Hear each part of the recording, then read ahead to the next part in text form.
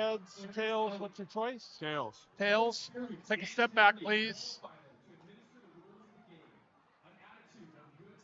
Should be upheld by all spectators, players, and coaches. Okay. Curtis won the toss. Lex to defer. You'll have an environment for all students, staff, fans, and officials. Okay, you put your backs to that goal. Come right around here by B. Glacier Peak will start the game receiving the ball. Any questions? All right, shake hands and we'll get ready for the national anthem. All right, Scott, there you got the greatest coin toss in the world out here. It's this ball game tonight. All right, thank you very much. Our head referee, Murray Gordon, Dean Corcoran, Craig Johnson, Doug Jewell, and Clarence Ellie. Get back to the longtime 30-year high school football coach, Steve Hannan here, Hollywood Hannan in the booth with us. And let's talk about the Vikings and the Grizzlies here as we get ready for what we're going to talk about the game. Steve, you're actually going to tell us what we're going to see tonight, but now we have the National Guard coming. So I keep going to you, and yet we have to wait. Understood. We'll be back as the color guard comes down and the National Guard. There we are inside the booth, everybody. Scott Ohsman, head coach there, longtime coach Steve Hannan. And we'll be back right after this with the kickoff. It's high school playoff baseball, football, Vikings and the Grizzlies. In 1934, Bickford Ford opened their doors in Snohomish, Washington, and they've been an active part of the community ever since. So when you're looking for a new Ford truck, SUV, or hybrid, or if you want to take advantage of your current car's value, start at the place you can trust, the one that's been around for 89 years and is Western Washington's #1 volume Ford dealership. Family-owned Bickford Ford on Bickford Avenue in Snohomish or online at bickford.net.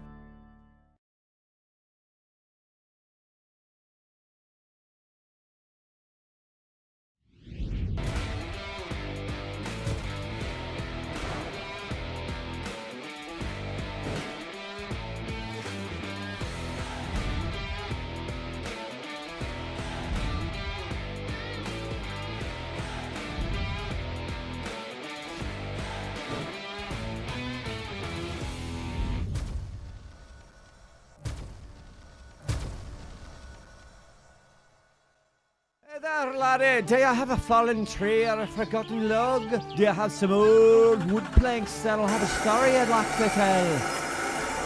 Great. They'll mill it, prepare it, and finish the wood for your unique project. Let them take your storied old wood and turn it into a world-class piece of art. Grit, handcrafted, is something that will be treasured for a lifetime. All right, back here inside STSPN. It is playoff football high school. We will finally get to you, Steve Hannan. What can we see out of the 5-4 overall, 2-3 in league, and it's a tough league down there in the north side of that South Puget Sound League. Well, that's what always makes these playoff games fun, is when you get these two teams from completely different leagues, you really don't know what to expect out of each other. You really won't know until the ball is kicked and you start seeing the collisions. Which team is going to be better prepared than the other. Well, the Curtis Vikings bring in, this is rare in high school football, especially in playoff time. They're starting a freshman at quarterback. Yeah, he's a special little player, though. He's what their coach was talking about, fits perfect into their system. He runs their offense. He's a good team leader. He knows where he's supposed to go with the ball. He can make those throws. And that's what's really made them successful in their spread offense. Sam Patterson gets the start. He did share time early in the season, and you might see a little bit of Cooper Hordick, the backup now. And then they have some special players. It's Parker Mady leads the SPSL in receiving, the senior. And then also number 8, Xavier Aaron, 6'4", 213, the wide receiver and defensive back. And that's saying something. I mean, when your team is 5-4 and you've got a wide receiver on your team that's leading the entire league in reception yards, that's a pretty special athlete. That's gifted.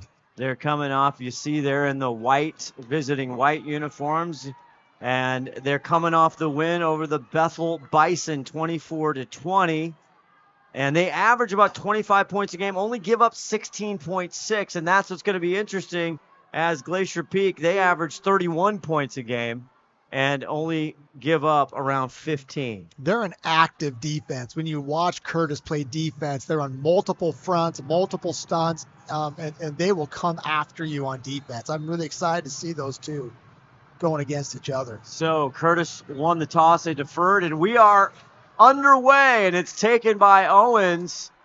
And he finds a seam. He's up in a good open field tackle there, and they'll start him down around the 35-yard line. Good tackle there, and that is Jaden Rice Claiborne. We'll see him on the offensive defensive side as well for the Vikings. Boy, you called it, man. That tackle right there, if he gets by number 7, it is adios touchdown time, and the band is playing. And if you're new to Isaiah Owens, number 7 in blue, he leads the team in rushing and touchdowns as we are underway.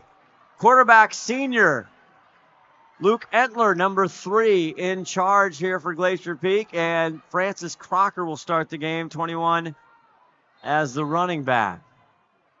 So 1st and 10 here from the 35-yard line. Gets it to Crocker. Crocker, right side, and tackled there across the 40, and we are underway. And that is a successful opening play, running play, picking up 4 yards. It looked like the timing was off a little bit at the start of that play with the motion, but 4 yards on the ground. That's a good start for Glacier Peak. Glacier Peak coming off a win against the Kamiak Knights, 28-14, although they started slow, and 5th-year head coach Shane Keck not happy with the start against Kamiak. They're down 14-0 going into that second quarter. 28 unanswered to come back. Ooh, didn't expect that, I'm sure. No, finishing 5-1 in the league. Wesco 8-1 overall. 2nd down and 5 to go here. Entler, now he gets it to Owens. Owens gets bottled up, and he gets tackled for a loss. A great job there, and there's number 3, Parker Mady, the great athlete from the Vikings. That'll be interesting to watch as the night goes on. The Curtis was in a 5-man. We're going to stop you from running the ball front. I wonder how often Glacier Peak wants to bang into that front, where their screen game and a lot of their concepts could really help them if we start seeing some calls from the sidelines going in and changing some plays. 4th-year head coach for the Vikings, Darren McKay. Talked to him before the game. Well, he's done a great job. He's done an outstanding job. Here we go, 3rd and 5. Entler back to pass, empty looking. Now he tucks it. He goes up and he slides for the 1st down. And they start it right where the slide is. He plays it close. The line judge. I think he's going to be a little bit short. And no, they call it. They call it chains. Just to bring that angle. So a 1st down for Glacier Peak. Just underway if you're joining us. Scott Ohsman, Steve Hannan, Ron the Wedge Henthorn. We'll go down to him here shortly on the sidelines. Welcome to STSPN's presentation of Friday Night Lights, presented by Les Schwab Tire. Boy, you love to get that 1st down in your first possession. That's huge. Owens in the backfield. Larson and he's broken up and cutting through. What a great play by Braden Hughes, the 5'9 senior, and the Vikings split the line and gets a great tackle for loss. Yeah, this is what we talked about. They are an aggressive, active defense, and that's just a middle linebacker. He's not on a blitz or a stunt. He just saw the read, and he fired right through the gap and got him on the other side of the line of scrimmage. That is good inside linebacker play. Loss of 2 brings up 2nd and 12 now. Just 9 minutes to go here in the first quarter. Owens there, the back, and they show Darling goes in motion, number 10. Now they quickly get it over. And it's complete and run up. There is Olsen, the other Isaiah, number 5, and he's been electric tonight. Great block. Number 8 out on the edge for Glacier Peak makes that play happen. Aiden Larson Great job getting into his defender, running his feet without grabbing a jersey and just working him down the field and allowing him to pick up, 6-7 yards on that play. Yeah, leaves him 3rd and 4. Here's they're working their way inside Vikings territory. The first series here for Glacier Peak. Entler, the quarterback. And again, Owens goes down in the backfield. What a play again. Number 44 for the Vikings. Io Phillips, the 6'4 senior. Wow, and again, it's like a repeat of the play that we saw earlier. Just sees the opening in the offensive line and just shoots the gap and makes the play. So that was a good series by the visiting Curtis Vikings, driving all the way up from the Tacoma area today. Talking to head coach Darren McKay, said they drove up around noon, got here about 2:30, rented a room at the Park and Rec Center there, just kind of want to hang out and beat traffic and not have to be stressed. And you called out number 8, Aiden Larson. He does the punting duties, and he is back. And a high punt. Doesn't look like his best. No, not just off the side of his foot. And that'll be good field position for the Curtis Vikings. You love to get that first down on your first offensive possession because it changes the field position. When you get the ball first and you have to punt right away, the other team gets the ball on the 40. Well, here Glacier Peak moved the ball down the field, and they still gave it up at the 40 with the shank punt. Haven't moved a lot inside the 30s to your point there. Go down to Ron Henthorn here after this play here. And so this is quarterback Sam Patterson. The freshman is now, we have a whistle. You're sending someone off the field for some reason. Yeah, it looks like Micah Llanos, the senior, number 5, runs off the field. And here we go. That was the officials that told me. Yeah. I wonder what that was all about. There's some shifting going on here. This could be one of those trick plays. Yeah, they're known for their trick plays. This time they're going to hand it right off to JRC, Jaden Rice Claiborne. He'll go on the near side and tackled there by Adrian Badella. Looks like a little turnabout fair play here. Watch the inside linebacker for Glacier Peak running through the line of scrimmage and making a play. Great job. Great read. Great way to fire your gun. Way to get across the line of scrimmage and make a play. Let's go down to Ron the Wedge Henthorn. Ronnie, how's the field tonight as this play goes here? Well, it's kind of quiet down here, Scott, but it's high school football, and this is to be expected. Patterson's threw the ball for the first time tonight. And they get it to their big-time star, Parker Mady. He had some big plays on the first defensive series for Curtis. That time, well played by Glacier Peak, and not letting that second tackle get through. Yeah, it's just a fast screen out there, just trying to pick up yards, make the defense run from sideline to sideline, try to get him tired out. But he ends up breaking the first tackle and getting a few yards. Leads the SPSL in all-purpose yards and receiving. Another big number 3 out there. And leaves them at 36 from their own 41. Patterson back to pass. Has time to go over the middle. Just high, incomplete. He was going for number 5, Micah Llanos. And that'll bring up 4th down. He had a receiver open. He just threw it a little bit high, and I was wondering if was there pressure on him. Is that why I was watching the receivers run their routes? And it seemed like he picked the right guy to throw to, just didn't quite get it delivered. So let's see what we do here. As Bruno Kowalski, number 45, is their punter. And he's back to punt. Fake. It is a fake! And they're going to get the first down. Number 8, Xavier Aarons, one of their other stud, the 6'4", 213 senior. Snapped it to the up back, as you can see right there. Let's see if they pull anybody here. Nope, it's just straight blocking. There's nothing special about it. They just snapped it to the up back, and he ran for the yards needed for the first down. Coach McKay pulling the trick out early and a big first down. Here's the handoff.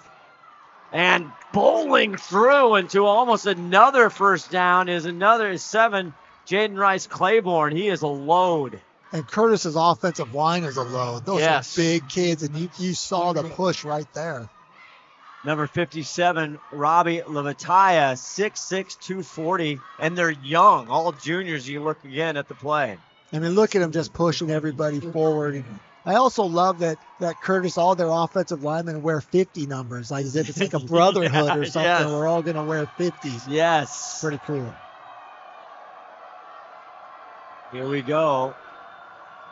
Another 1st and 10. He did get the first down. They push it to Claiborne. Claiborne this time held up. They'll maybe get a couple. This one might be coming back for a holding penalty on the corner, I think. Did we get an indication yet? I'm not seeing. Ron, do you have any I heard the announcer thoughts? say hold. Yeah, it is a hold. So we see one of the officials. Here's our white hat, Murray Gordon, coming over. Hold on the offense. Repeat first down. So we've seen inside zone now, we've seen outside zone, and we've seen speed option in the run game. We've seen pyramid routes in the passing game. Curtis is opening up the playbook here tonight early on. So you got Lavataya and you got Kingston Kirkhoff, 6'6", 268, as they sit 1st and 20. Patterson back to pass. He's going to try and get it all. He's going. Made it. He catches it at the 12-yard line. What a throw and what a catch by Parker Mady. And we talked about this early on. Their receivers do not drop balls. If that ball is anywhere around a Curtis receiver, you've got to fight and scrap to get that thing on the ground because they're not going to drop it. Jackson Ha on the coverage there on a big play. 1st and 10 now at the GP 14. Here comes Claiborne. He's got green grass. He looks, he stretches it out, and a good job there by Kevin Bonchi, number 2 in blue, to make sure he didn't get past him. Yeah, all great defenses run and they tackle well. And there you saw Glacier Peak string this thing out. Curtis looks like they might have the edge there, and Glacier Peak gets enough players there to stop that outside play. Great job by the defense. Good team defense. 2nd and 8 at the Glacier Peak 12-yard line. Claiborne the back. Also looking at another big number 8. Number 3's on far the side. back. Now, Mady. And they're going to pitch it to him. Here's Parker. Cuts it up past the 10 down to the 5 or 6-yard line. Brings up 3rd down. Isn't that interesting? They bring the slot receiver into the backfield, but you talked about that it's a total yardage, not just receiving yards, but he runs the ball all as well. purpose, All-purpose yards. So there you go. There's Curtis, using their players in a way that helps them be successful. There you go. 3rd and just 1 yard. They get it to Claiborne. He punches up, and did he get it?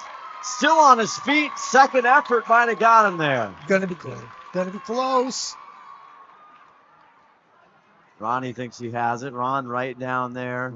They got 4th down right now. They're going to call it 4th down. No, I don't think that's a good spot. I thought he had it. Yeah. I hope I don't line it too. Big hit there by Noah Green, 6-foot junior for Glacier Peak, as this is an important 4th and 1. Yep, this is an early momentum turner in the game right here. Patterson under center. Gets it to Mady, goes outside, he gets the first down and almost a touchdown, maybe down to the 1 or 2. Glacier Peak did a good job of filling up those gaps inside. He forced the back to bounce it, and he just has the speed to do it. They're just Curtis using their best players and make sure they get the ball. Boy, I talk about the Seahawks all the time. Every single first down, Walker has to touch the ball once. Yeah. And every single one of those. Olsen with the tackle there. Now 1st and goal, and Patterson's going to go, and he gets his big O-line, and touchdown, Vikings. Maybe not. We got a flag. Oh, hold on. Let's see if it stands. Patterson looking. Yeah, you see, this is one of the differences between the NFL and high school football. You cannot help the runner in high school football. And these kids watch NFL football, which they let them do it, and they wait, what? Look at them. Was that the tush push? That is the Curtis version of the tush push, and it's not planned by the coaching staff, but a kid just sees their player stuck and decides, let's push him in. Yeah, there you go. You saw it, number 8, who we're going to see, Xavier Aarons. The big fella pushes it in, so that pushes him back now. Yeah, can't assist the runner in high school football. Still 1st and goal from the 6. They're talking to the coaching staff at Curtis. It looks like there's some confusion over what should be eligible and what isn't. Look at number 56 for the Tigers in white. Kingston Kirchhoff, 6'6", 268, a junior. You kidding me? Those kids are hard to find nowadays. It's just unbelievable.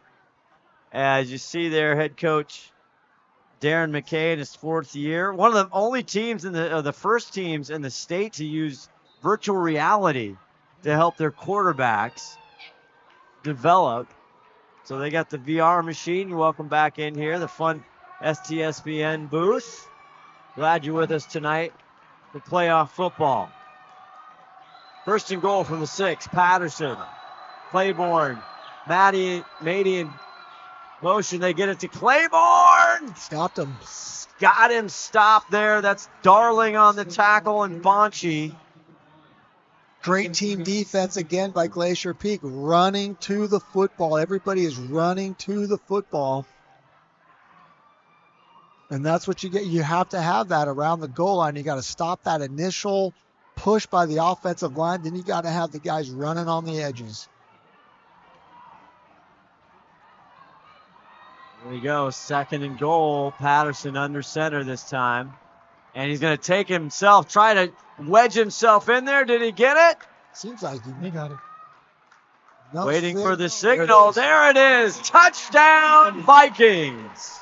Those big guys up front just shoved Glacier Peak into the end zone. But look at, Glacier Peak stood their ground as well. This is going to be a battle we got to watch all night. The offensive and defensive line. It is going to be a tug of war up there. Great job there by the Curtis Vikings. They strike first. Luca Niebergall, the place kicker there. As you see, Patterson will be the holder. Niebergall looks for it. The hold is good. The kick is up. My goodness, that was close to being blocked. It is good. And with 1:03 left in the quarter, Curtis strikes first, 7-0. Well, that kick was... Takes it now to Lamar. Oh, what a grab, and that's 6. That is a touchdown. Handoff up the middle, breaking through is Jones. Look out! Trouble with the handoff, fumble, ball's down. On the right side, it's caught down to the 1-yard line. Here's Licken, again the carry.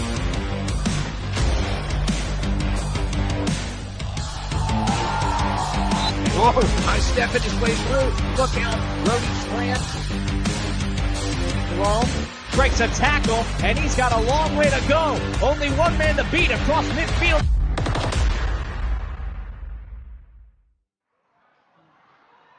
Back here, the Curtis Vikings with a long drive north up here to Snohomish County.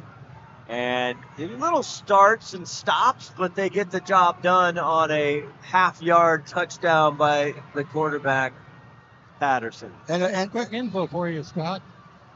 About the referee that Coach Darren McKay said that he thought you could do a tush push in high school football, but we know better. Well, there you go. Oh, it's mishandled there by Darling. It's going to be a touchback nonetheless. Thank you, Ronnie. Good to know. Big shout out to Tim Boyle. Timothy B. Boyle, I know, watching into the program. We miss you, big fella. We do.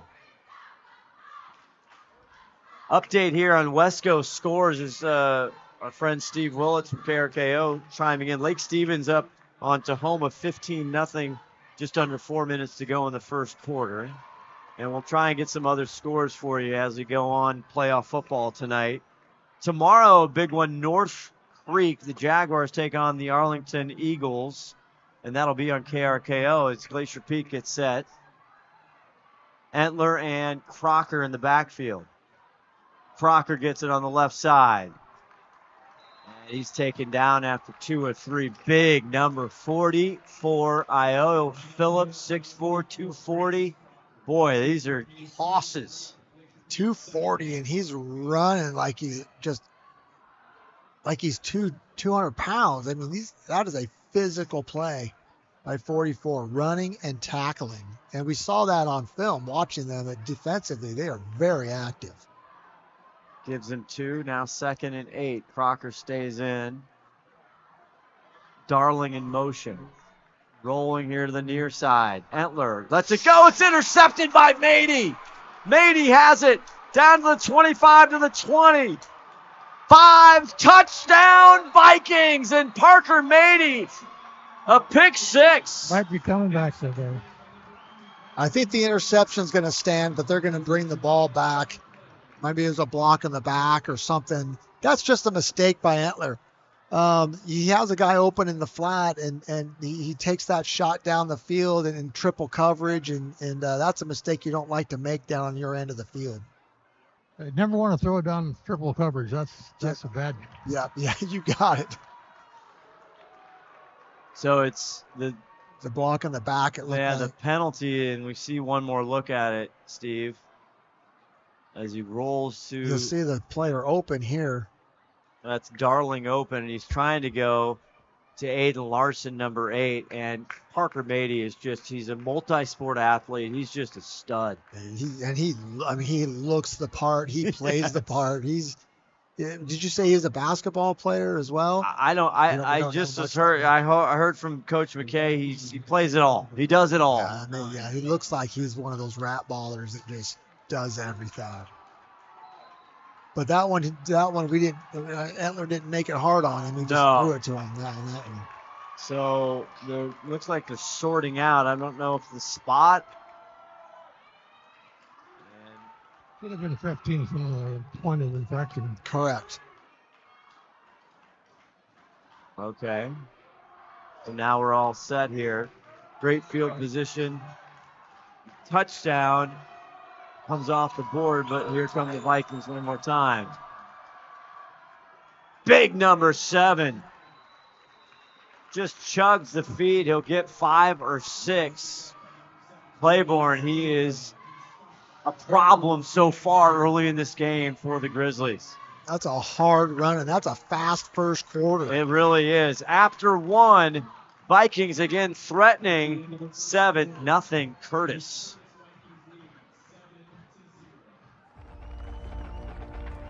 For every generation, it has started with the call to serve. Discovering the purpose and the belonging earned with the title. Learning to dig deep and push through adversity together. Defending our nation and its people. It is a life of great worth and reward. But Marines are never really finished serving. Their commitment comes full circle, visible in communities across our country. This is Semper Fidelis, always faithful, always Marine, marking a path for the next generation.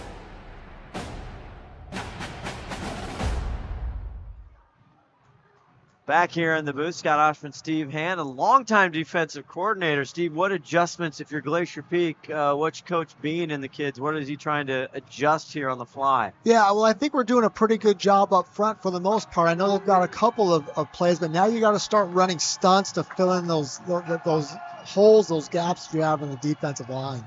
80 in motion. They'll pitch it to Claiborne, far side. Claiborne finds a lane. Another Curtis first down. He gets him inside the 30 to the 28. And these are those things that you don't know because we don't play Curtis. We don't play the teams that Curtis plays.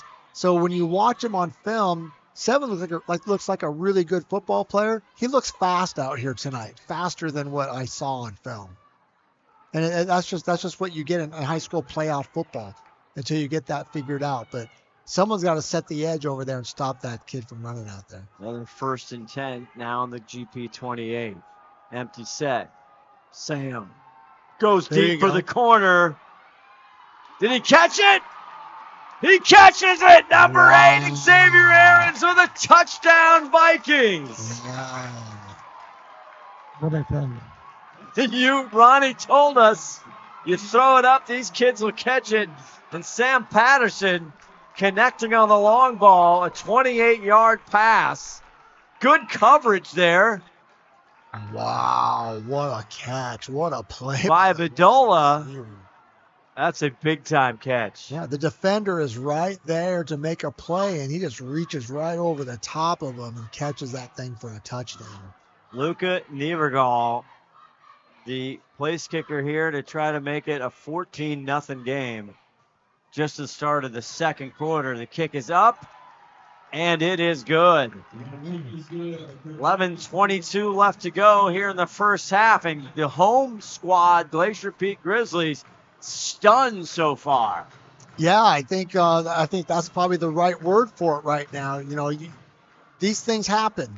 The Glacier Peak has a great coaching staff down there. I'm sure that they are working with their kids, checking on their mentality, getting them ready, and just telling them we got a long way to go in this thing.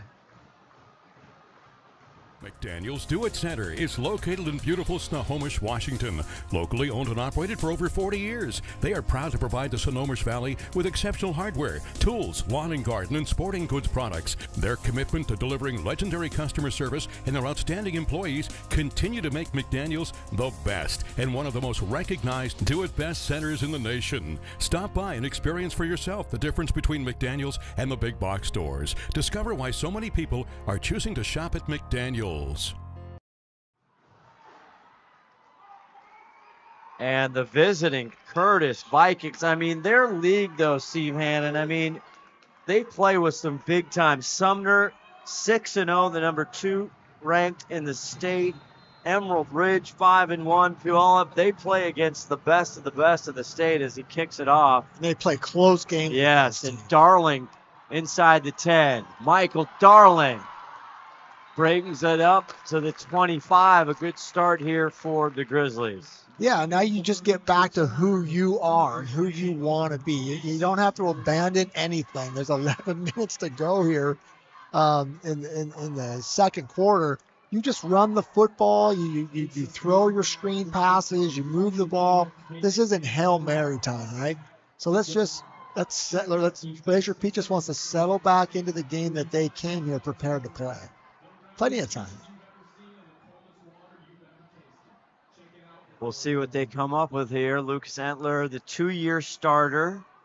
And they got Isaiah Owens, number 7 in blue, behind him. 1st and 10 from their own 26-yard line. Owens will get it. Has to make a cut. Nothing there again.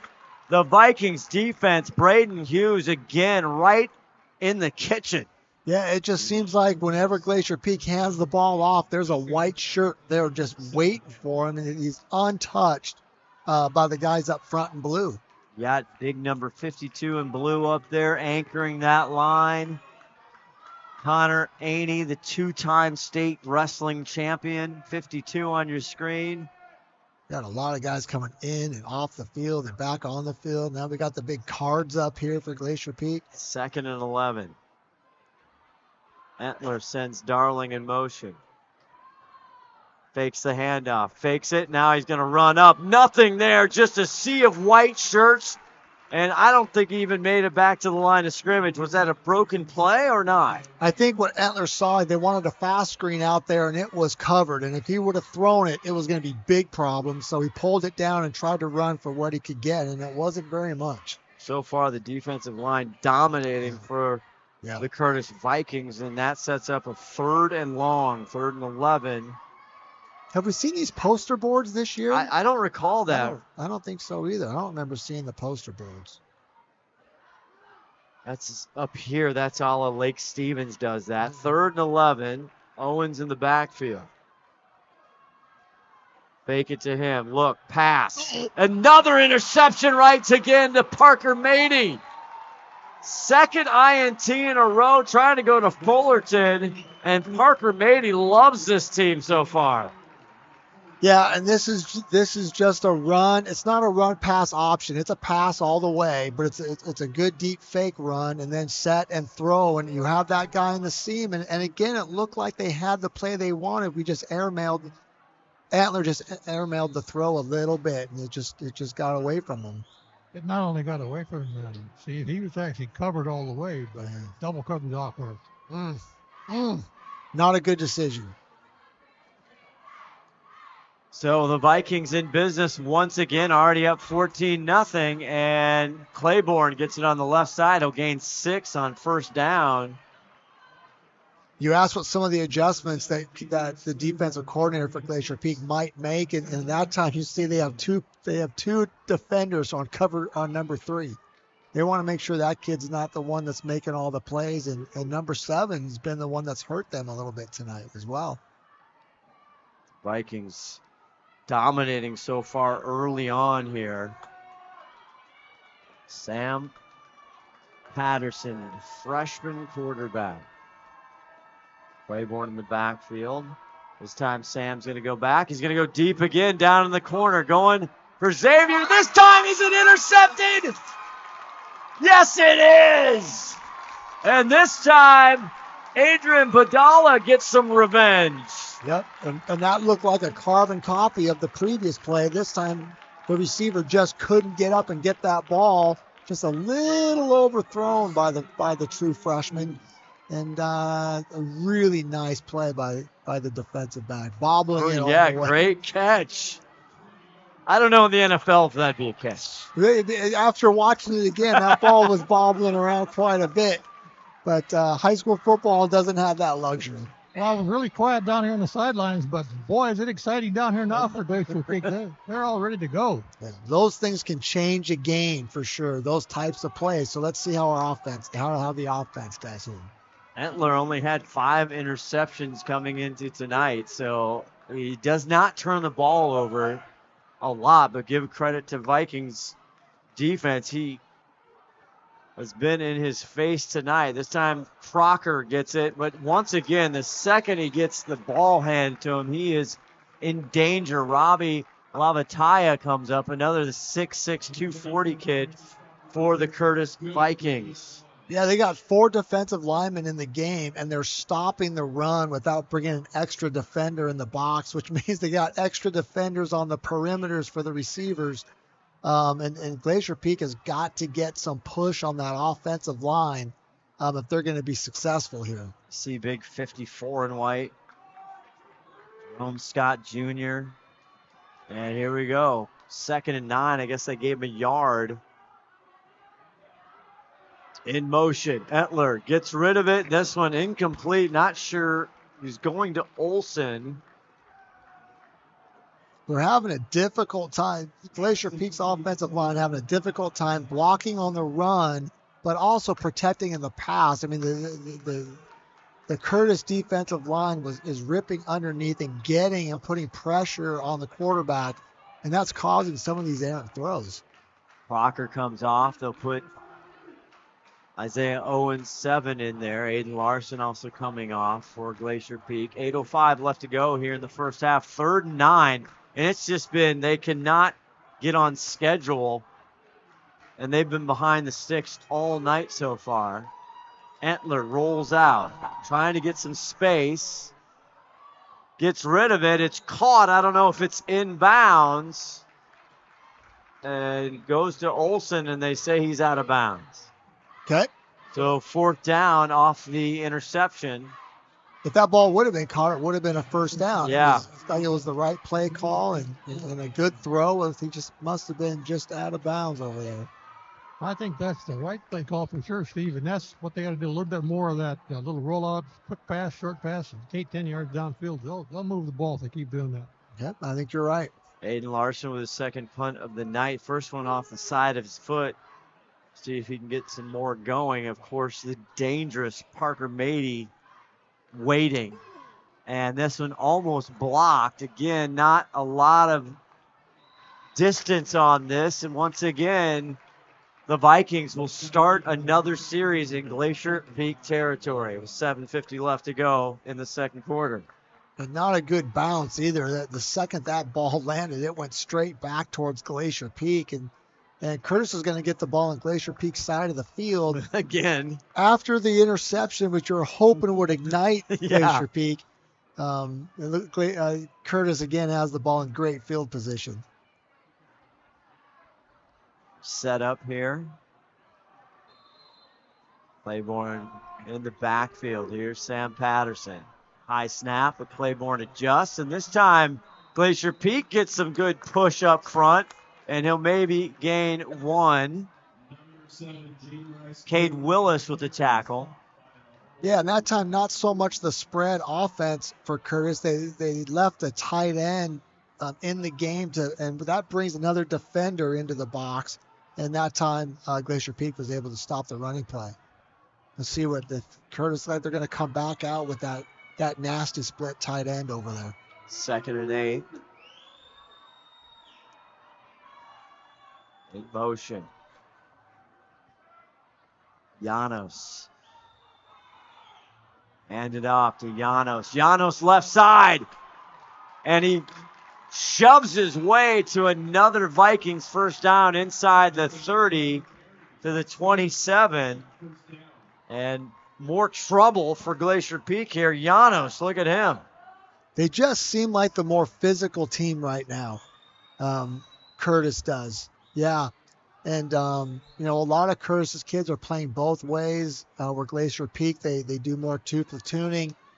So, if you're a fan of the Blue Squad, you're hoping that takes its toll later on in this game. You just got to, Glacier Peak just needs to keep the score close. 1st and 10 from the GP 27. Now they pitch it. Xavier Aarons. He's got some room. He's cut down inside the 20 to the 18-yard line. That'll be close to another Vikings first down. Toss play to the outside, and all their white shirts are on blue shirts out there. And the blue shirts are having a tough time getting off of the blocks, and that's why they're picking up such big-time yards here. Yeah, he's a big player. 6'4", 213, the senior. Good heavens. Running the ball downhill like that.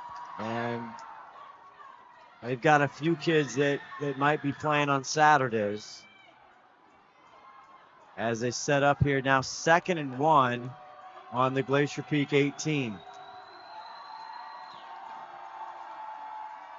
They flip it over. There's Aarons one more time, and this time a group of Grizzlies make it their way over there, and he might be short of the first down or just right on the marker. Really good defense right there by Glacier Peak. And avoided a block that time and was able to get outside and make that stop, but not until a first down. Going to place it at the 16 and another Vikings first down.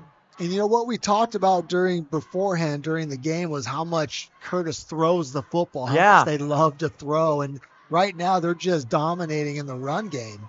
Yeah, the last couple games against Bethel, they had over 200 yards passing and 30-some yards rushing. So 1st and 10 here now at the GP 16. Mady looking for something.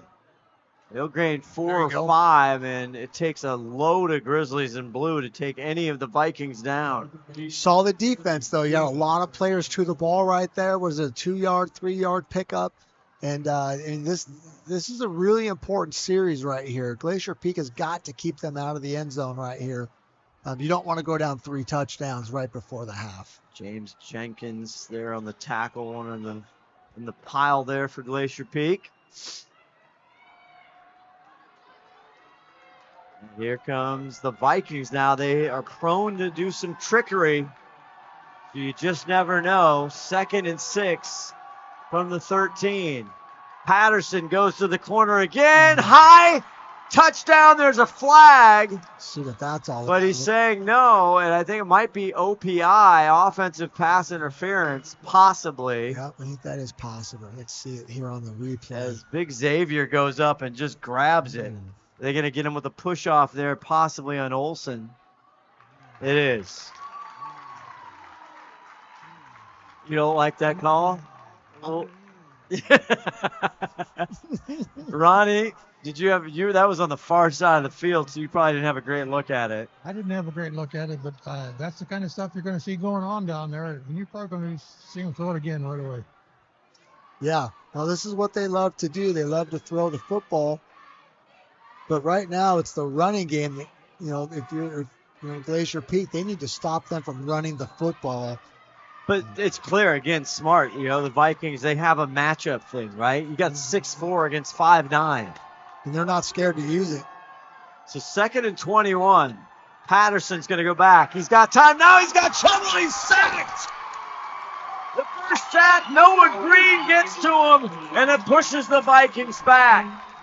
What a turn of events. You think you give up a touchdown, and now you've got Curtis pinned way back. I mean, is it 3rd down or is it 2nd down? It is going to be 3rd down and a mile. We saw this in the Arlington game. Just 3rd down forever. That's right. Both teams were in that situation. That was the big win this year for Glacier Peak over Arlington right here, 10-7 on a rainy, soggy, wet night. Mm-hmm.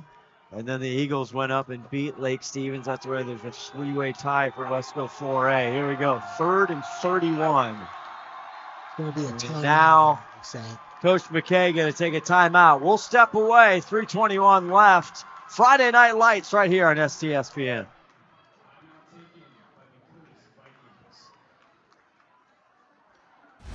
The future is threatened by enemies often unrelenting, unexpected, and unpredictable. Stay alert, Marines. In the midst of an uncertain and evolving world, the need for Marines to defeat these shifting threats is critical. Enemy drones down. Because the need to ensure stability for our nation has never been greater. Sending coordinates now.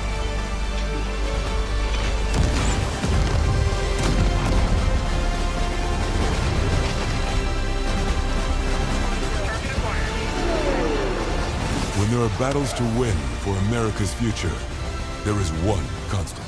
Back here. 3rd and long. He hucks it to the corner, and it's intercepted by Michael Darling.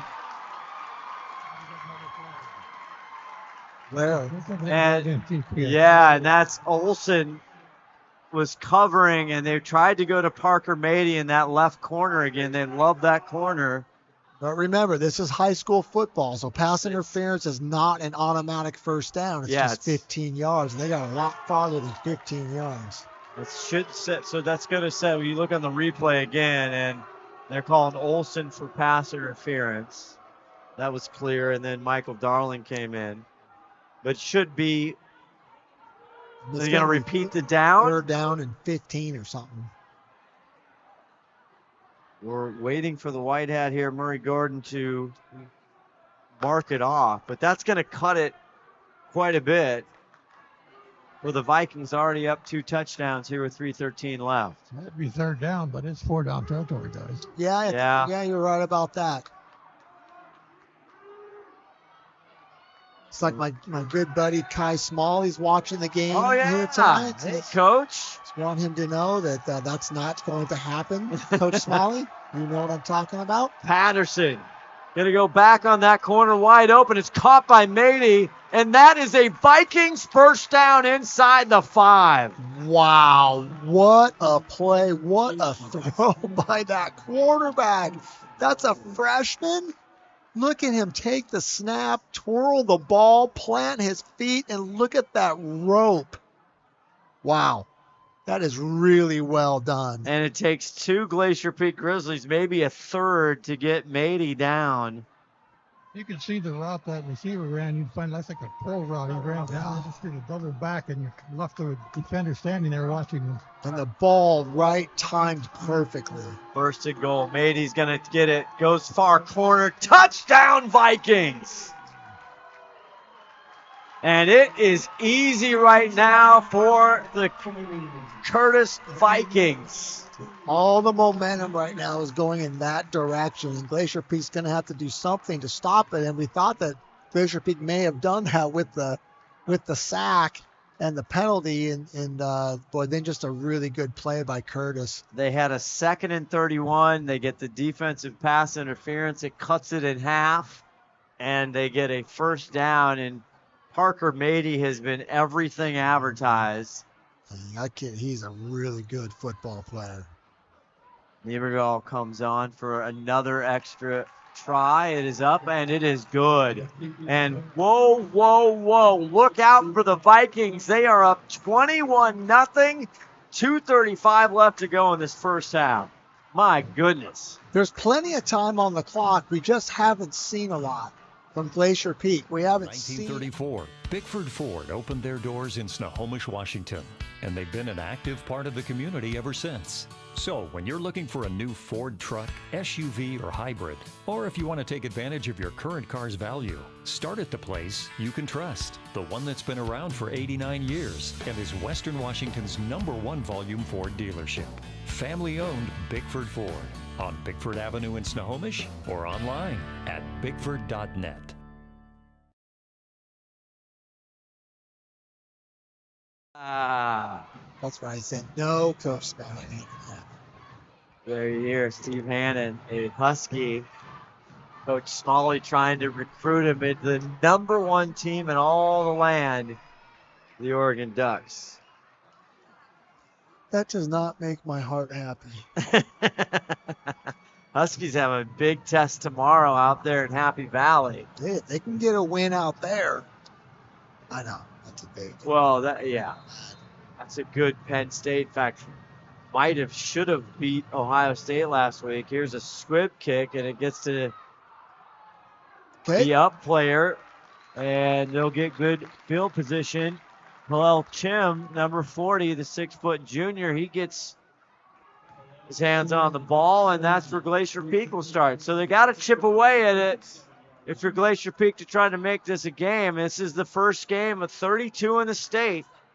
And if you can move on, then you get to the selection committee, and they seed the 16. They have time here, and they got 2.5 minutes here. They don't have, they got good field position, and we just haven't seen Glacier Peak look alive on offense yet. It's been dominated by the defense of Curtis. Francis Crocker, the running back, and he'll get the ball. And once again, nowhere to go because the Vikings are there.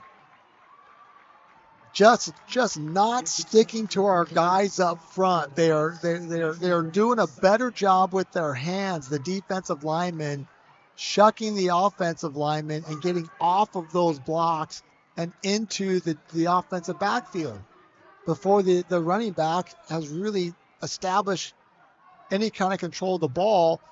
The defensive lineman is right in front of him.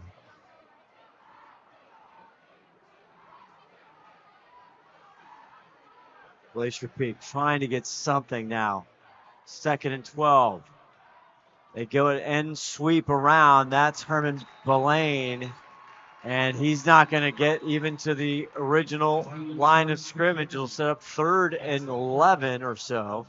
Yeah, Curtis's defense is playing with a lot of energy, a lot of enthusiasm, just running from sideline to sideline, and being more physical up front at the point of attack. I mean, Crocker is down on the field here, so they'll have to go check him out. And head coach Shane Keck in his 5th year, he is the offensive play caller for Glacier Peak. As they go 10 to Crocker. We're going to take a break here. We'll be back. 1:33 left. We'll make sure Mr. Crocker's okay. We'll be back right after this.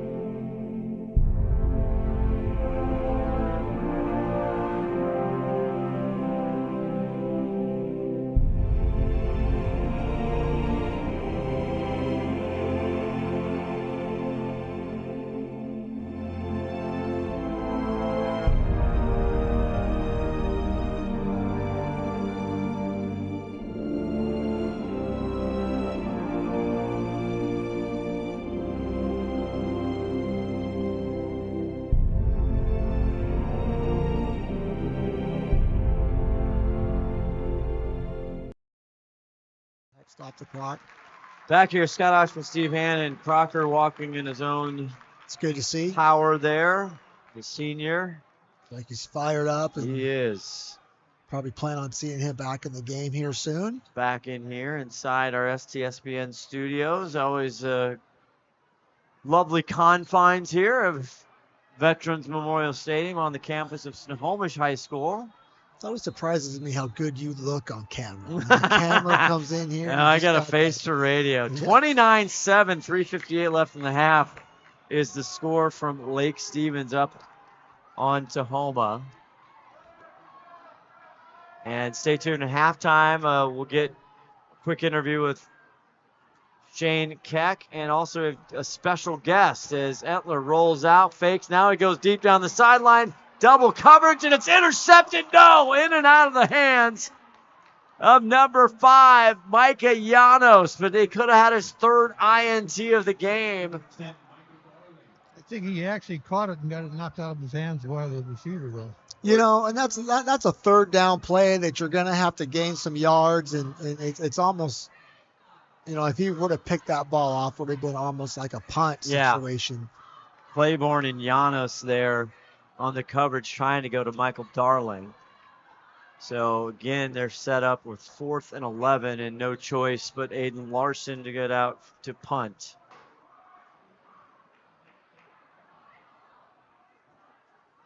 Beatty back to return, and here's Aiden's punt on a warm November night. He calls a fair catch right at the 35. You can't blame anything on weather tonight. It's in the mid-50s. Beautiful night down there for football. Yeah, and that was one of the better punts that we've seen. That was tonight for Glacier Peak. Better punt for Aiden Larson. You didn't want to open the gates for another offensive drive here. Obviously, you want to get out of here with the situation the way that it is, and reassess what happened in the first half, and try to go through, how to fix it. Well, and the tough news is, Curtis gets the ball to start the second half. They won the toss and deferred. As far as if you're a Glacier Peak fan. Here we go. Sam Patterson, Claiborne in the background.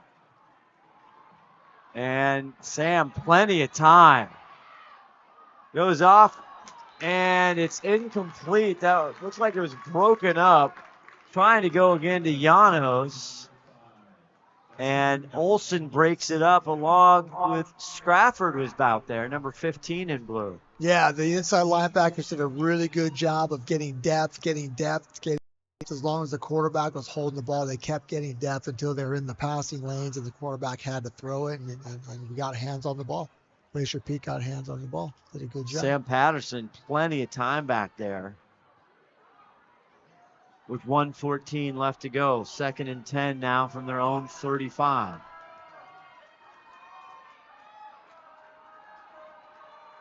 Back to pass again. Patterson to the far side. It is complete to Mady. And he'll get up to the 39-yard line. Just a quick little out route, and pick up 5 quick yards, take a few seconds off the clock, and you get settled in for the next one. Olsen there on the coverage along with Ondal. And it brings up 3rd and 6. Glacier Peak defense hasn't had many times where they've gotten the Vikings in down and distance trouble other than that 3rd and 31. Patterson back, plenty of time. He's going to launch deep again, going to Mady, jump ball, and it hits the turf, incomplete. Good coverage there by Glacier Peak, and Mady now slow to get up. Looks like he's going to work his way to his feet right there. That was a 500 ball. That was a can of corn. Yep, that could have gone in any direction, and a lot of times those things end up, They got a flag on Glacier Peak. What was that, Ronnie? Did you see that call? I did not. Must have been a little bit of ball in here. That's going to be a big one, it looks like. It does. Yard, must be in there. A late shot on the quarterback? What? Should have called it. I think he already signaled it, so it's going to be hard for us to figure out. Yeah, I don't know if we have the replay on that or not, but nonetheless, it is going to give the Vikings a first down. Now into Glacier Peak territory. Patterson, quick, it's tipped up and incomplete. Nice job there by number 32 for Glacier Peak, Maxwell Bridges. The 6'1 sophomore gets his paws in the way. That's a bread and butter play for the Curtis Vikings. They like to flick it out there, 1 yard pass, and hopefully pick up more yards on the run. Check on that 15-yard penalty against GPs. It's helping you pass it. You had that one there, Mr. Hannan. Under a minute to go here. 21-0 in this round of 32 here. Patterson back. Now has to roll. He's going to toss it down. Claiborne is hit hard by Fullerton. That got the fans woke up in the stands right there. That was a shot. Clean plays. You see one more time.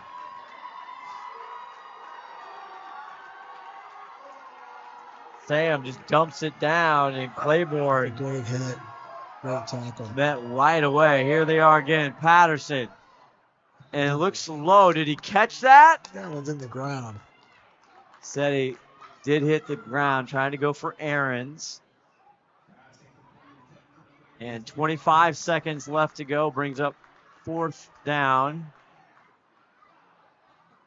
So what do you do here? Yeah, You're the Vikings, Coach. An interesting call. You're down 25 seconds. It's 4th down and 4. I don't think you completely fear the Glacier Peak offense right now. I think you're going to look to get the first down here, probably in the air, would be my guess.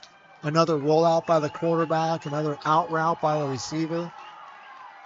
We got a lot of room to work with on the left side of the field. 4th and 4, 25 seconds. Fake the handoff. They get it off. Big number 9. First down for the Vikings inside the 30, and it's Cole Llanos.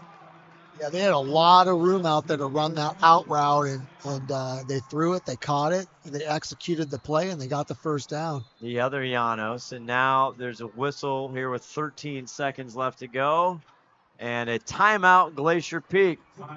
We'll take a quick timeout. We'll try and get Shane Keck as he heads off the field. Also, we have a special guest at halftime, Joel Vincent, longtime Jackson head coach, now the analyst on KRKO.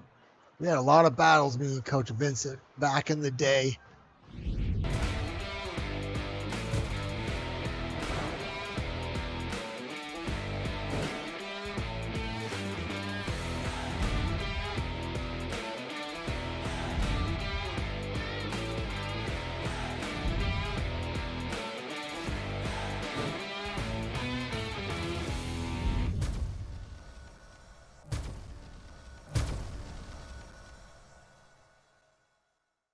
Get in if you want to.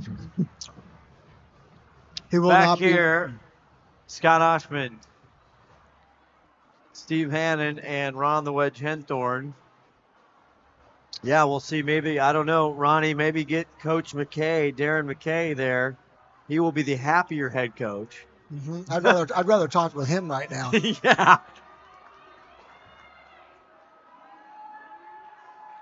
First and 10 here. 13 seconds. Glacier now the timeout. Patterson.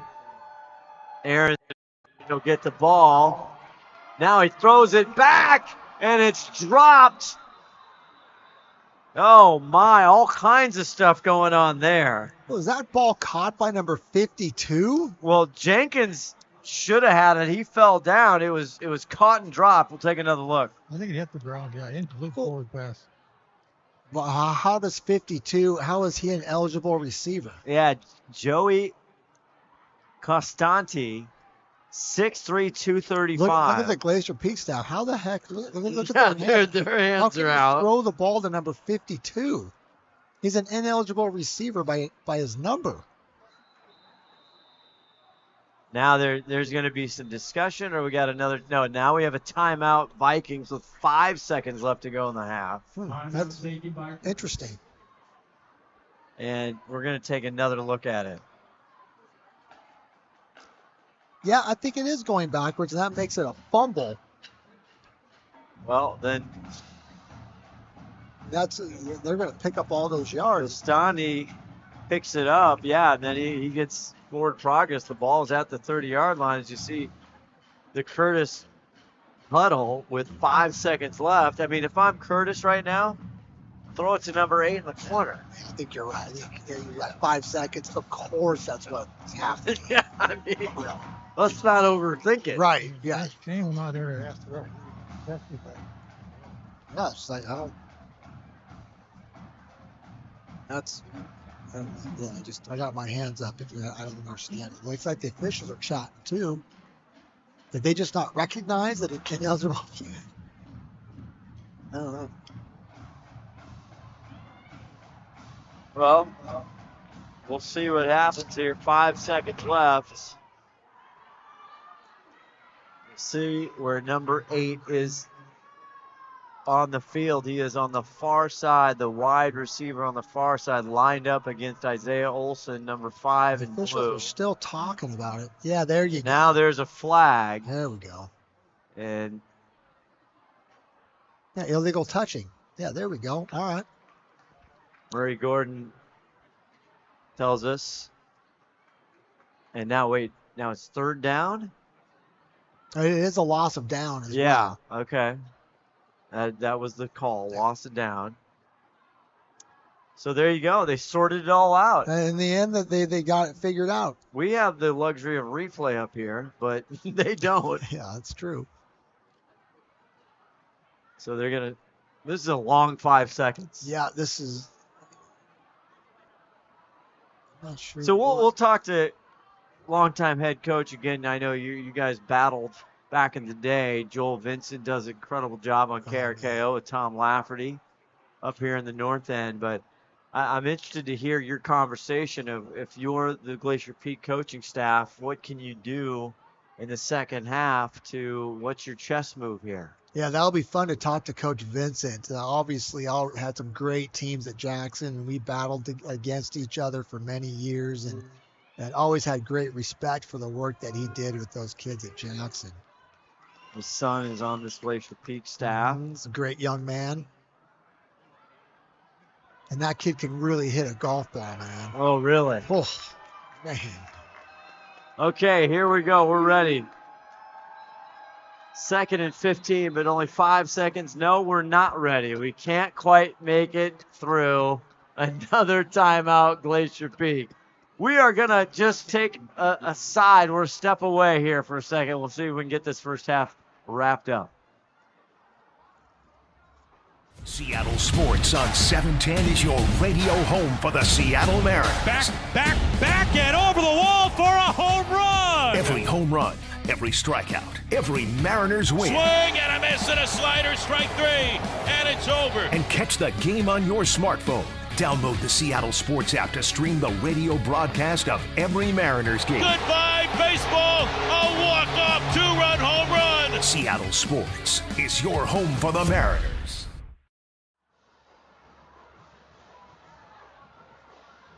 All right, we are back as it's a timeout palooza here. So do you rush people, or if you're Glacier Peak, do you just go prevent and just... Yeah, I'm putting people on the goal line right now, 4 of them, 5 of them straight across the goal line, and I'm waiting for that ball to go up in the air. Looks like they still have Sam Patterson. Sometimes they go with the other fella. Now we'll see Aarons is going to move back onto that far side, and Owens will take him press coverage, and he blows right by him. There you go. And he goes to Aarons. He's wide open. And Darling, the throw is short. It looked like it was then going for Mady. And that's how we're going to end the half.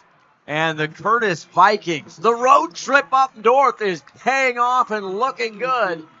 They're up in this state playoff game, 21-0. We'll go down to Ron Henthorn. I don't know which coach he can get, if he can get any. I see Coach Keck. No, he waved it off. Yeah, I don't think he's in a talking mood. All right, I'll see if I can get the game. All right, they're going to wait a second until they come up. We'll see if Ron Henthorn can get Coach Darren McKay. Has to be happy Yeah, I think if you were Coach McKay, this is how you drew it up, and this was your hopes and dreams coming into a first half of football here at Glacier Peak. Again, you really don't know as a coaching staff what you're going to get in these playoff games because you just don't see each other very often. You don't know each other's leagues. You don't know how things are going to match up. He's got to be ecstatic about how this first half went. Ronnie's trying to get him here, see if he can catch up with. Oh, you know the Wedge. Coach. He's going to. Oh, the Wedge will get. There's nothing stopping him.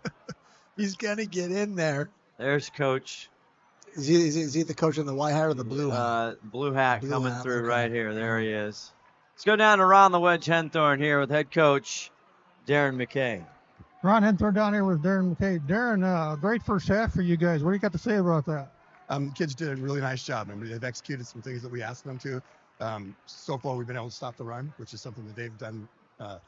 Glacier Peak has done a good job running the ball this year. And so if we can get them in a situation now, if we can keep forcing them to not be able to run the ball, they're going to have to throw the ball. And the strength of our defense is our defensive pass. They're going to come out and throw the ball in the second half?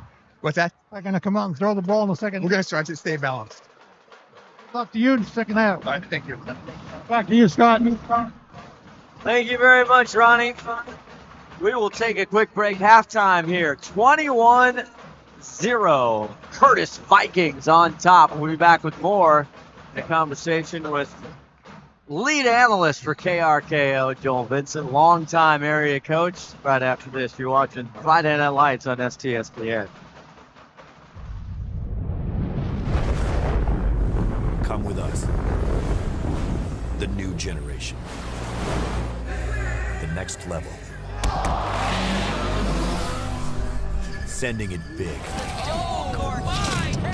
You're in for a good run. Let's go.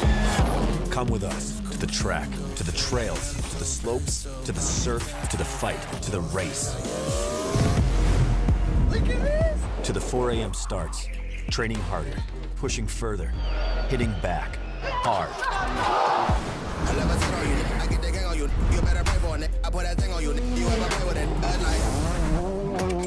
To the fans, to the followers, and the haters. Come with us to the blood, to the sweat, and the broken bones. You rehab. We never quit. We never give up. We take control. To the world titles. To the world's first. The world's best. Come with us. We're just getting started. It's going to be so much fun. I promise you. SWCC is an acronym, and it stands for Special Warfare Combatant Craft Crewman. You know, you can stand across from the guy and say, you know what, he's got your back, and you know that's the guy you're counting on. If something goes wrong, he's going to be there.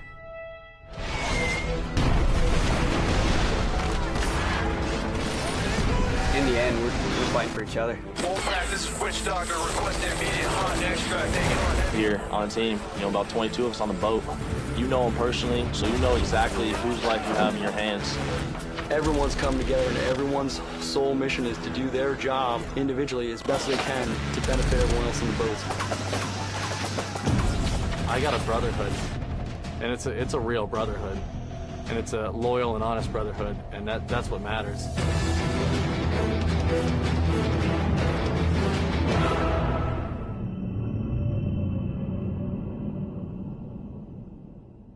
In 1934, Bickford Ford opened their doors in Snohomish, Washington, and they've been an active part of the community ever since. So when you're looking for a new Ford truck, SUV, or hybrid, or if you want to take advantage of your current car's value, start at the place you can trust. The one that's been around for 89 years and is Western Washington's #1 volume Ford dealership.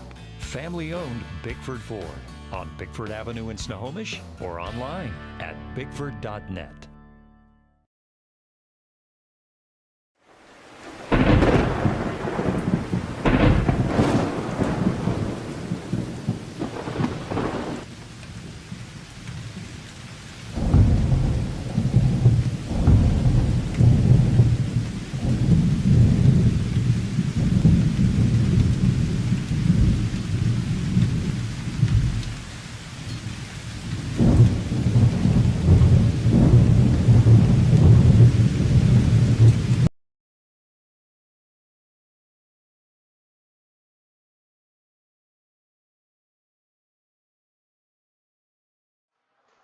All right, welcome inside the STSPN booth. Special guest here at KRKO, analyst, longtime Jackson Timberwolves coach, Joel Vincent. Joel, how you doing, man? I'm good. Thanks for the invite. Absolutely. So, what you play? You guys are doing great. The Arlington game tomorrow against North Creek. Yeah, we'll be carrying the Arlington North Creek game tomorrow at 2 o'clock on KRKO. Absolutely. Tune in to KRKO. Tom Lafferty, Joel Vincent, Steve Willis. It's the elite team. Well, it's what Snohomish County football hopefully is kind of all about, right? We love bringing it to the fans and the listeners out there, and hopefully we'll get a really good game to broadcast tomorrow. Yeah, I hope so. The Arlington has been fun. So let's talk about this game. 21-0. Got coaches everywhere. I'm going to ask you, Coach Vincent, what do you talk for Glacier Peak? I mean, the Vikings have dominated here in the first half. 21-0, it could have been more. What are you telling Glacier Peak, and what do you do? Well, if I'm Coach Keck, first thing I got to do is our players are going to have to get together with their position coaches, get ironed out, whatever's going on that they need to get straightened out. But when that team comes back together, if you're Coach Keck, you're reminding your guys of all the work they've done. You're reminding them that they are a great team. You remind them that no game like this is ever just won in the first half, right? Go out, win the second half, win it in dominating fashion, do the things that got you here in the first place, and just let it all hang out. There's nothing to lose now. You could just let it all hang out. Yeah. You could take risks, go out there, play your hearts out, play for each other, and just whatever's going to happen is going to happen. But and Coach Hannan, I mean, up front, they're obviously at a disadvantage. Is there something schematically? Is there something they can do up front on both sides of the ball to get to kind of get even? Yeah, I think I'm with Coach Vincent there with how you want to attack this halftime. I don't think schematically is where you're going to go to get it fixed. I think you're getting out physical at the line of scrimmage. You have to accept that. And your kids have got to go out there. They have got to execute and perform what they've worked on this entire year. What makes them comfortable on offense? What have we been able to run all year? Coach Vince was talking about during the break. Well, let's figure out why we can't run those plays. Can we get that figured out? Can we get that information to the kids? Now you got to get some positivity in that locker room, which this game's not over, fellas. Let's get out there. Let's execute the offense. Let's play with our hair on fire, and let's make something positive happen because we know that these things can get turned around quickly. I agree. How do you handle, though, number 3 in white, number 8 in white? They've got some dogs. They've got some dogs, and I look at them across the front. They are big. They're physical, but they're not just big and physical. Their kids move really well. That running back is dynamite. Not only is he getting yards, but he's getting yards after contact, right? He's getting hit and falling forward for another 3 or 4 yards. I'm with Coach. You got to figure out what you can do, what you do best, because what you haven't done this game is you have not won on first down. You haven't won on second down offensively. You've been faced with third and long all night. Well, once you get into that, everybody in the stadium knows what you have to do, right? So you got to figure out, what can we do? What do we do best that we can win on first down, win on second down, and get us into some third and manageables so that we can move these chains down the field and sustain some offensive momentum and rhythm and get on the board. That's the hardest thing first. Get that first one. Yeah, because really for Glacier Peak, it's really about their offense. The defense, honestly, has kind of calmed down a little bit. They scored a quick 21. They had some big penalties. Mm-hmm. But for Glacier Peak, as far as figuring out the puzzle, it's got to be on the offensive side. They can't run the ball. Owens can't get going. They can't get Crocker going. The Vikings are in the backfield before the running back even gets the ball barely. And then they tried to run jet sweep down there near the end. That got chased down from behind. So I'm with Coach Hannan. I mean, you've got to work on some things schematically. There's going to be some whiteboarding going on there with that offensive line. But at the same time, right, you can whiteboard it and chalk it all you want. You better get out there and be able to execute it, right? So that's where I think Coach Hannan is right. You get back to the fundamentals. You get back to angles. You get back to this is how you're going to do it, right? You've been coached to do it all year. Now just get out there and just play with your hair on fire this half and whatever's going to happen. You got to take the pressure off yourselves now. There's no pressure on you now. Everyone's going to look at that scoreboard and say, you know what? Curtis is going to win this game. Well, the only thing making that any different is how you go out and play this half. Well, we'll see what Glacier Peak can do. Really, they're 8-1. The only time they've been in this situation was at Lake Stevens, and so we'll see how they adjust. And as far as the Vikings and Curtis and Coach McKay, more of the same, isn't it? Yeah, you don't change anything when things are going this well. You just keep doing what you're doing until the other team makes you change what you're doing. Yep. Yeah. You don't change what's not broke, right? I would continue pounding the ball, running the ball. Only throw when you need to. Take a lot of that pressure off that freshman quarterback. Yeah. Which is so interesting because they've been a pass-first team all year, and they've been so successful running the ball that that back is big and he's powerful and he's quick. Yeah, we Coach McKay before the game said we'd like to run a little more tonight. Well, they're doing that, aren't they? Yeah. It's interesting. Coach also mentioned, I just caught the end of it when I walked in before you guys went to break at the end of the half there. It's always so interesting because you see them on film, but you don't know the body of their work. You don't know the quality of their league top to bottom. Maybe they're in a league that's just got a bunch of really stout run defenses, and they can't run the ball real well against those teams. And then they see the film on Glacier Peak, and they go, aha, we got something here. We outsize them across the front. We think we've got a handful of run plays that schematically work well against their front. And I think they probably came in here with a game plan saying, hey, we're going to muscle this group up a little bit. Yeah. Well, Coach Vincent, you've always been great. When you're on the sidelines, you're always great to us. Now you're up in the booth. Yeah. Thanks for coming by. We were going to take a break. We'll get the second half kicked off here. It is all Curtis Vikings, 21-0 right here. Always a pleasure, Coach. Right, Thanks on for coming. STSPN. You guys have a good second half. All right, take care. Seattle Sports on 710 is your radio home for the Seattle Mariners. Back, and over the wall for a home run. Every home run, every strikeout, every Mariners win. Swing and a miss and a slider, strike three, and it's over. And catch the game on your smartphone. Download the Seattle Sports app to stream the radio broadcast of every Mariners game. Goodbye, baseball. A walk-off two-run home run. Seattle Sports is your home for the Mariners. In 1934, Bickford Ford opened their doors in Snohomish, Washington, and they've been an active part of the community ever since. So when you're looking for a new Ford truck, SUV, or hybrid, or if you want to take advantage of your current car's value, start at the place you can trust. The one that's been around for 89 years and is Western Washington's #1 volume Ford dealership. Family-owned Bickford Ford on Bickford Avenue in Snohomish or online at bickford.net. Hey there, laddie. Do you have a fallen tree or a forgotten log? Do you have some old wood planks that'll have a story I'd like to tell? Great. They'll mill it, prepare it, and finish the wood for your unique project. Let them take your storied old wood and turn it into a world-class piece of art. Grit, handcrafted, is something that will be treasured for a lifetime.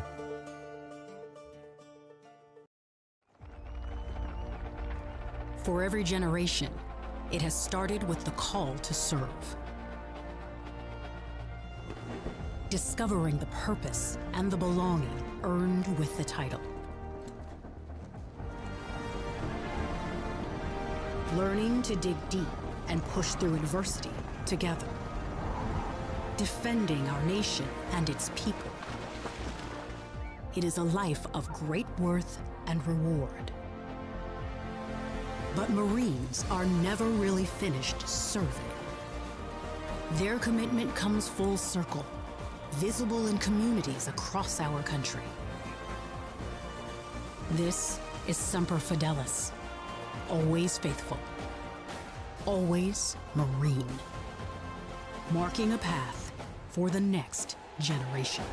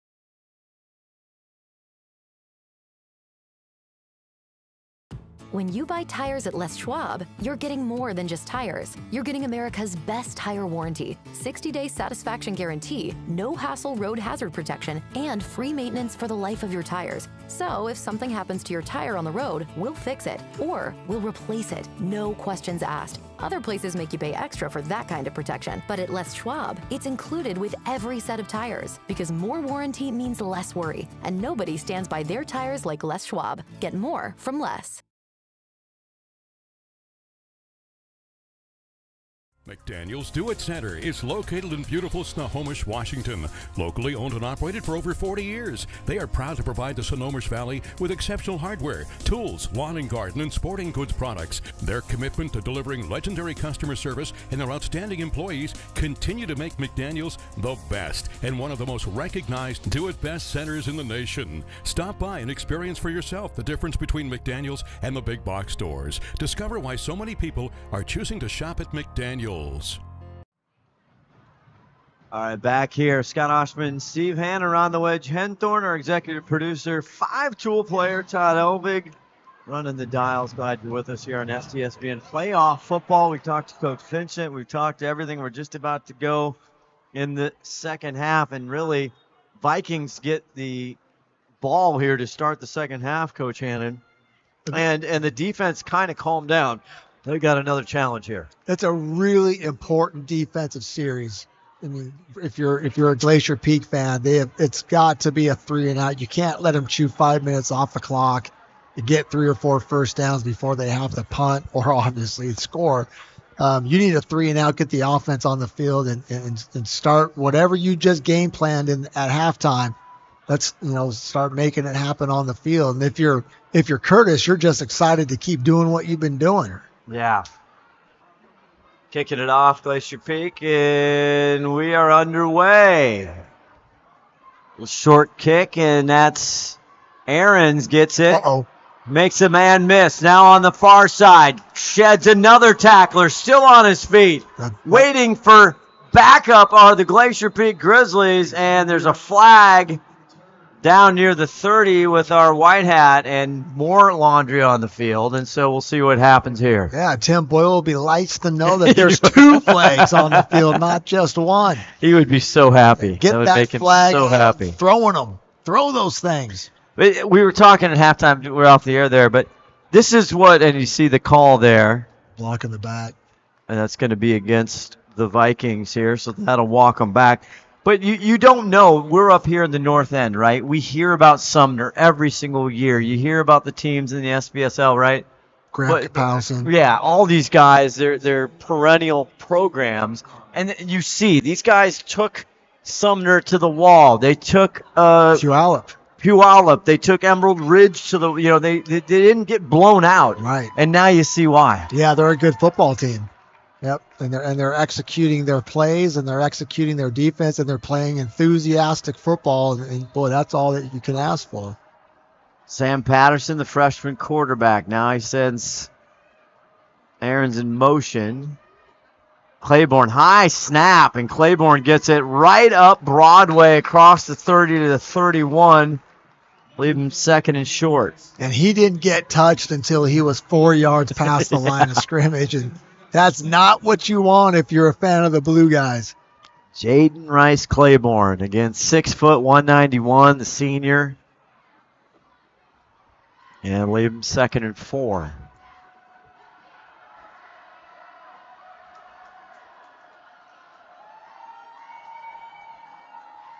Now Mady, and they'll get it to Parker. Parker spins out of one tackle, makes a move. And, boy, they are nifty. Finally, they'll get him, but he's going to be close to a Vikings first down. But, boy, they make people miss all over the place. And there's room for him to move around because the Curtis offensive linemen are staying on their blocks. They're not stopping after the initial strike. They're staying on their blocks, and they're moving their feet. And the Glacier Peak defense is having a hard time getting off of those blocks. But, I mean, they are running to the football, which, yeah. I mean, Glacier Peak is playing hard. They're trying hard. They're just, right now, a little overwhelmed. They did get the first down, so Sam back to throw. Now he's going to go on the other side. It is caught. And that's the other Llanos, number 9, Cole Llanos, the 6'2 sophomore. Yep, just a nice little out route right there. You pick up 6 yards, and the clock just keeps on moving for Curtis. And they are just now in execution mode right now. They're just executing their base offense and moving the ball consistently. 2nd and 4. Patterson now hands it off to Claiborne. Claiborne, first down and much more into Glacier Peak territory to the 45-yard line where he's finally brought down, and he's doing whatever he wants tonight. Yeah, I don't think he was touched by a defensive player until the safeties got to him at about 15 yards down the field. And it's tough to stop the other team, but you don't get pads on the ball carrier. Another first down, 9:27 left here in the third quarter. Yeah, they've been impressive tonight, this Curtis team.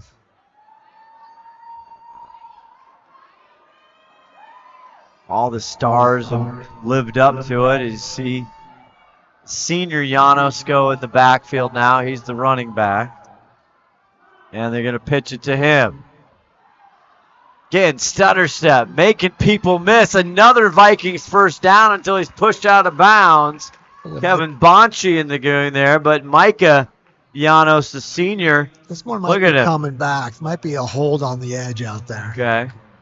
But he did look good running that ball right there, jumping, jitterbugging, and just, his quick feet. All of them. Quick shoulders and the whole thing. They got it. They're doing a great job. That's going to be a holding call, as you see Murray Gordon give you the call. And they've been hurt by some penalties tonight. They had that 3rd and 30-something. But they haven't been hurt by them. They haven't. They've just gone backwards, and then they go forwards. That's right. Which is just defeating, right, for the defense. It just kind of pops the bubble. You think you get a break. Yeah. Emotionally, it's hard when you have them 3rd and 31 and you give up a touchdown on that drive eventually. It's just really difficult to get over those things. Claiborne in the back field here. Sam now 1st and 21, back on their side of the field.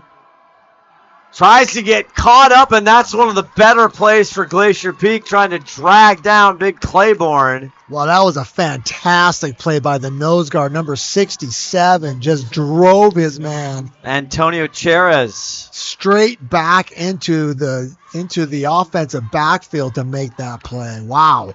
2nd and 18 yards to go for a first down. That's what we're talking about. The defense, if they can hold them really this game as far as to get it into range for Glacier Peak, it's the offense that has to figure some things out. You didn't want to give up 5 minutes if you're Glacier Peak on this drive before you get the ball back. But yes, correct. Patterson fakes the handoff, now back to pass. Now he tucks it up and he's going to run. And he just slides and he's hit. And they don't like that. They think it was a little late there by Noah Green, and the Vikings getting a little chirpy. And I wouldn't want to tee off Kickoff at 6'6", 268. Yeah, no, that's not one of the. You just excuse me, sir. Yeah, those kids, they got Costco cards and they're getting money back. Let me just tell you. No, sorry. That's a 2-fridge, 1-freezer in their room situation. It's one of those, you just go back to the huddle right there. Yeah. Well, it looks like no fouls there. So now 3rd and 18. So if you're Glacier Peak, again, this is you're doing what you want to do. Well, it's 3rd down and long. So, this is an opportunity to get the ball back. And you just got to make sure you execute whatever's called here. Get the ball on the ground. Llanos, the far receiver, Claiborne there, and they get it to Claiborne. Claiborne just runs up the gut, and a group of Grizzlies stops him, and this could be a Glacier Peak stop. Yeah, I think we might see a punt here. 4th down and long, and here comes a bunch of kids trading out spots. I'm guessing this might be a punt, but the last punt we saw wasn't a punt at all. No, it wasn't. Now this one, they got... What are they, 4th and 12 here? A long way to go here. But But they're on They the haven't had side of the they field. haven't had problems gaining yards. Yeah.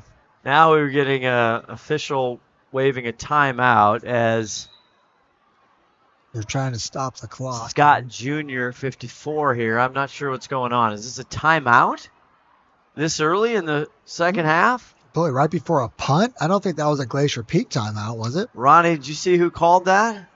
I did not see, and he hasn't signaled yet. Yeah, we haven't. Yeah, the officials haven't signaled anything. Not sure what's happening here. 6:20 left to go here in the third quarter. We got the Curtis coach walking toward the middle of the... I think things are getting a little chippy. Maybe they want to have a little kumbaya session. Okay, so they're bringing out the captains. and Okay. the coaches. Okay. Interesting. How do you feel about this as far as the officials just saying, hey, you know what? Things are getting a little too salty here. Yeah, I think that this is. I don't think there's anything wrong with this. You bring the captains out there and you give them a little talking to and make sure that everybody knows what we're doing out here and why we're out here. You're competing. Continue to do that to the best of your ability. Just look how big the Vikings players are. My goodness. They're just oak trees. Well, but okay.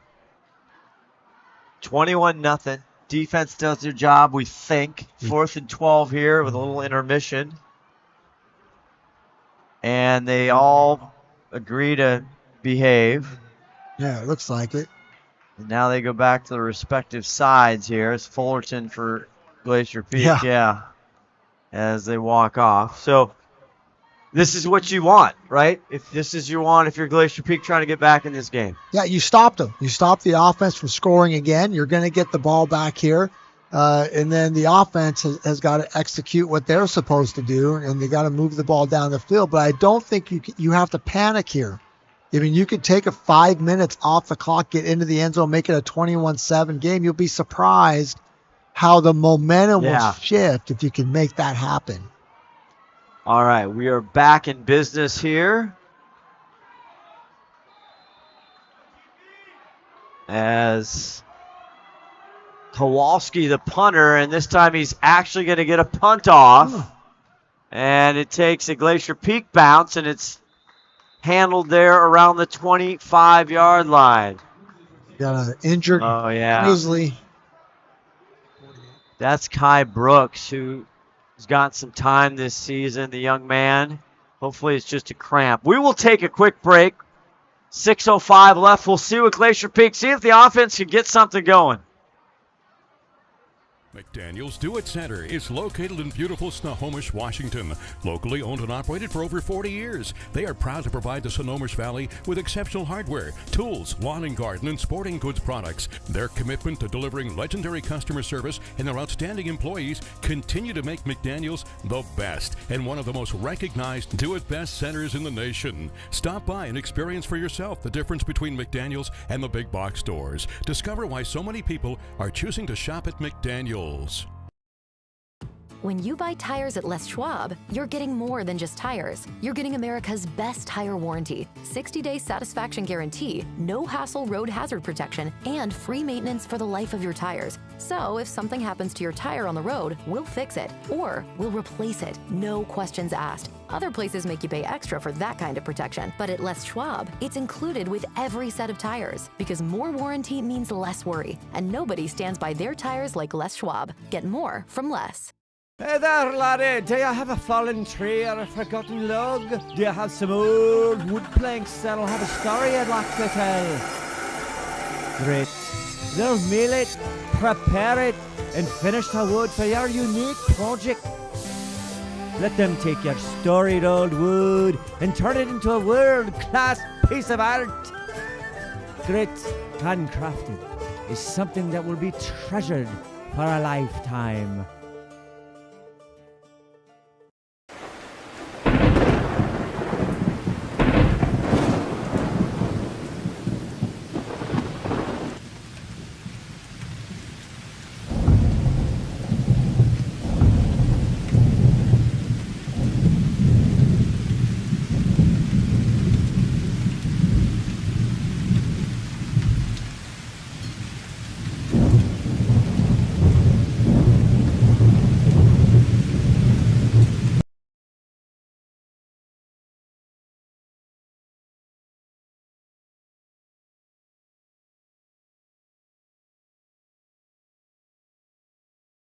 Seattle Sports on 710 is your radio home for the Seattle Mariners.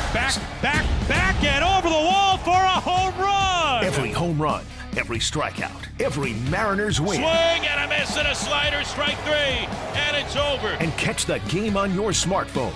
Download the Seattle Sports app to stream the radio broadcast of every Mariners game. Goodbye, baseball. A walk-off 2-run home run. Seattle Sports is your home for the Mariners.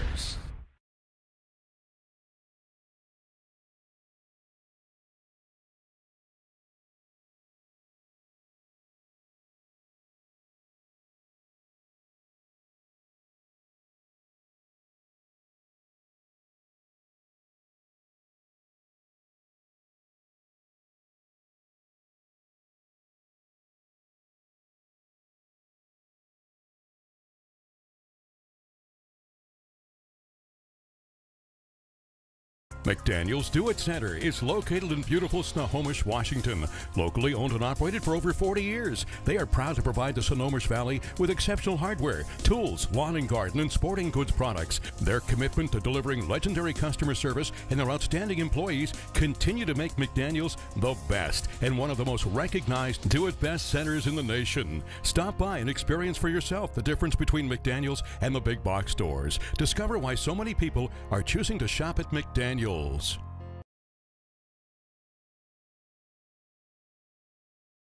In 1934, Bickford Ford opened their doors in Snohomish, Washington, and they've been an active part of the community ever since. So when you're looking for a new Ford truck, SUV, or hybrid, or if you want to take advantage of your current car's value, start at the place you can trust, the one that's been around for 89 years and is Western Washington's #1 volume Ford dealership. Family-owned Bickford Ford on Bickford Avenue in Snohomish or online at bickford.net.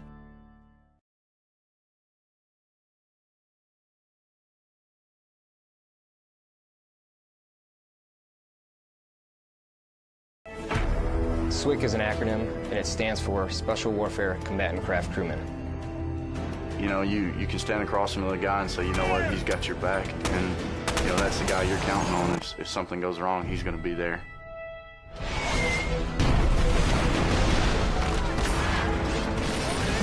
In the end, we're fighting for each other. This is Wedge Doctor requesting immediate hot extract. Here on the team, about 22 of us on the boat.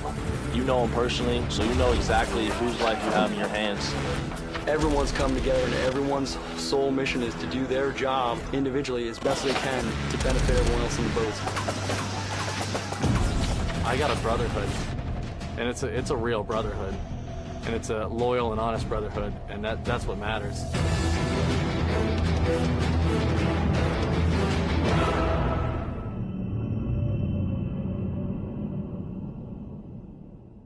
I think that's part of where Glacier Peak's got to go on offense. They've got to get the ball out to the perimeter quickly.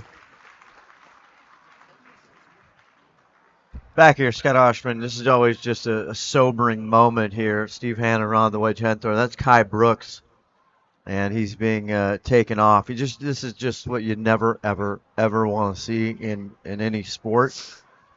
And he looks like he's in good spirits. He got a nice round of applause from the crowd here, but they'll get him off and we'll get back underway. What does that do, Coach, when you've been in the situation, unfortunately? How do the kids respond? You obviously you don't like, these guys, they're all brothers, right? Yeah. It's amazing how quickly your brain goes right back to the game. Does it? Okay. And then you really, after the game's over, is when all the concern happens. It's just amazing how it works that way. And from Steve Willits as we wait for this play here, 35-14 Lake Stevens all over Tahoma here. 4:56 left in the third coming in there from the mayor of Snohomish County football, Steve Willits. Okay, Lucas Etler, 1st and 10 from their own 25. And they do the quick pass out to Olsen on the far side who gets a gain of 4. He's quickly run out of bounds and taken down, but that's what you were talking about at halftime. Yeah, you just got to get the ball out there and get your yards. If you're not going to be able to get those yards in the run game, then you extend the run game out to the perimeter where you have a little bit more room until the defense starts to spread out, and now you can run a little bit more inside. So I think that's a good call by Coach Keck right there. So we'll see what happens. Now we got more whistles. Another stoppage of play. Ron, do you know anything? Another Federal or another Curtis kid leaving the field, another one coming on. So the officials took him off for substitution here. It was like official substitution. Maybe some blood on the jersey or something. Lucas Entler, the senior quarterback for Glacier Peak, 2 interceptions tonight. 2nd and 6, ball on their own 29-yard line. Low snap, the ball's down. Now Entler just has to eat it as the Curtis Vikings swarm the ball. They're in the backfield there with a low snap. And that's pressure that Curtis has put on that offensive line. It's you start making mistakes like that on the offensive line when the guy right on front of you, the second you snap that ball on you. Yeah, he's just slamming. I don't blame him. Right, exactly. That's what I'm trying to say. These things start to happen, when you start getting overwhelmed a little bit. So let's see if Glacier Peak can settle in here and get some. Sam Monaro's been fantastic. The center, 54 in blue. Here we go. There's a good snap. Take it. They get it over again. It's Ohsman one more time. He eludes a tackler, and does he get a first down? We'll see if they call it. And I think they are going to give him a Glacier Peak first down, and that's been rare tonight. That's a really good job. That's a rollout tunnel screen. Where you get the whole defense running toward the tunnel screen, and then you cut back underneath it. Really well designed and really well executed by Glacier Peak. Mady gets there and gets him out of bounds, and it is a first down, which is a big deal here with 4:16 left to go in the third quarter. Now Entler fakes it, fumbles, and he gets it to Owens. He recovers his own. And these are the types of things that happen in these types of games, right? Things just aren't going well, and you're working so hard just to do what you normally do, what you've done 1,000 times, and the ball ends up on the ground. Lavatai almost gets on that. The 6'6 junior almost gets another turnover, but a loss of a couple leaves him 2nd and 12. Owens to the right, Fullerton on the near side. And Entler back to pass, has a couple minutes, and it's intercepted! Mady all the way, another pick six, his 3rd interception tonight! And touchdown Vikings! And that kid has had a game tonight. He backpedaled, pumped his back foot into the turf, went straight forward, and caught that out route right in stride. And there was no way anybody was going to catch him before he ended up in the end zone. Tried to go to Aiden Larson, but Aiden Larson was nowhere. I mean, he wasn't close to being able to catch that ball. He stepped right And in front. Lucas Entler, ladies and gentlemen, this is very unlike Lucas Entler, the second-year starter. Only had 5 interceptions through 9 games coming into tonight, and that is a punch in the gut. Nievergall puts it up, and he puts another one through, and this one all of a sudden with 3:26, 28-0. Curtis Vikings doing all the damage here, and they can taste a seat at the table of 16 moving on for the playoffs. And Glacier Peak just had a little momentum. They had a good stop. They got a first down. Little missed snap, a little handoff, and then all of a sudden, boom. Yeah, and that defensive stop that you were talking about was so important to get the momentum back. They get the ball. You're right. They do move the ball. A couple of fast screens, a tunnel screen. They're getting yards. They're getting first downs. And you think, okay, maybe they're building something here. And it's just surprising in high school football how fast things can turn once you start getting momentum in your direction. And that's just all the momentum now is on Curtis's side. And it's going to be really difficult for Glacier Peak. And Steve, they actually were doing a really good job calling plays on that sequence. And unfortunately, Hitler just telegraphed that pass. Yeah, he did. You're right. He stared down that receiver right there. And number 3 is too good of an athlete out there to get away with that. He is spectacular. Yeah, he's really good. And here's the Vikings kicking off. Darling takes it. Around the 15. Darling has some speed. He just gets tripped up. And a good play there by Micah Llanos to stop him, but he had some momentum going. You see him one more time. He could have broke it. And we've seen this a couple of times tonight with these kickoffs. Glacier Peak just a step away of making a big play happen. I mean, it's 28-0. Let's not get crazy here. There's still a lot of time left in this game. But the Vikings are having a good time, and they should. They have earned it. Yeah, they're feeling really good about what they can do. And they're playing with a ton of confidence and a ton of enthusiasm. And it's just so hard to get that momentum back. Brought a nice crowd up here from the Tacoma area, the Vikings. Talked to a couple of the people who have come up. And here's the handoff. And just nothing going anywhere. Owens tackled immediately, and they'll put him right back at the line to gain. Yeah, Glacier Peak is just losing that battle up front. They're just losing the battle up front, and Glacier Peak likes to run the football. That's what they love to do. And when you're not able to do what you like to do, things can get pretty scary. And tonight they've gotten terrifying. Yeah, in the AP poll, number 8 is Glacier Peak in 4A in the state. Number 5 in the RPI, and they have met. Now 27th in the state is the Vikings, but they have been all of that. Here's Owens trying to make something happen.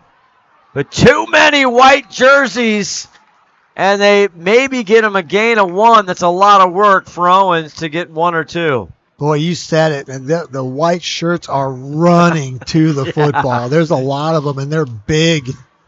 And they're big and they're fast. Yeah, they get there and they cause damage when they get there. They're having a good time on the white side tonight. 2:04 left to go in the third quarter here. You look at the replay now, you see Burke Shepard helping him back up off the ground. Yeah.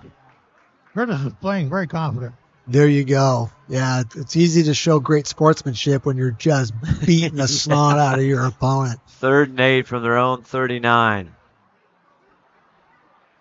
Now Darling to the right. He splits out. Rolling out is Entler. Throws it, and it's caught! And that's going to be a Glacier Peak first down. It's Mr. Olson. Really nicely done and a nice play call. You get Entler rolling out away from the pressure. You have a deep in route breaking in, and Entler throws it right on the button and a nice catch and a well-executed play. Not to keep bringing up the Seahawks. We haven't mentioned them a lot, but that's what I watch when I see Geno Smith. It's like, roll him out. Get him out. And why do we want him rolled out? So he doesn't get tackled. Because the offensive line, right, just can't handle what the defense is throwing at them. Not very good. Yeah. Although we'll get into Seahawk NFL talk. Okay. Because the the offensive line. Let's look at this. They'll play 1st and 10 though, but we got whistles. Perfect time to talk some Seahawks football. Absolutely. And whose timeout is this? This is a Glacier Peak timeout. You want to go to commercial? We will go to commercial. We'll be back right after this.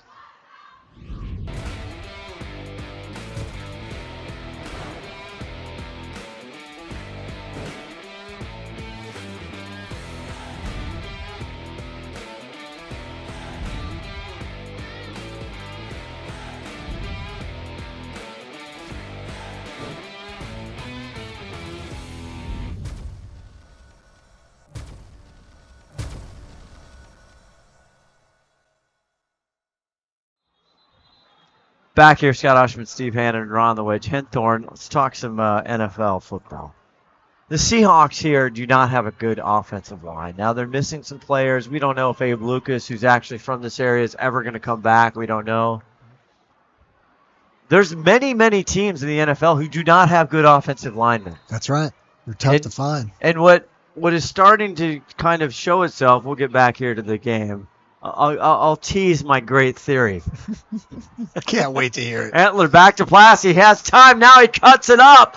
And he's taken down. And a good run. A little delayed draw for Lucas Entler, who is a great athlete himself. And he picks up 4 or 5. Boy, it looked like he was going to get a lot more than that, too. And it was just a great open field tackle. And now we've got a Curtis kid, 57, who's limping a little bit. Was tapping his helmet to get subbed out. Bobby Lavatea, you don't want him hurt at all. The 6'6", 240 junior, he's important. And 54 came in for him, and he's directing traffic here. 2nd and 6 here for Entler.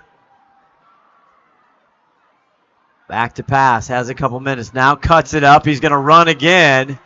And he tries to lean forward. He might have that. He might have it. Ronnie, you're right there. Does he have that first down, you think? Does not. That's the end of the third quarter. Okay, are they getting? No, they're not going to get him the first. That's 3 quarters in the book of playoff football. Back with the 4th right here on STSPN.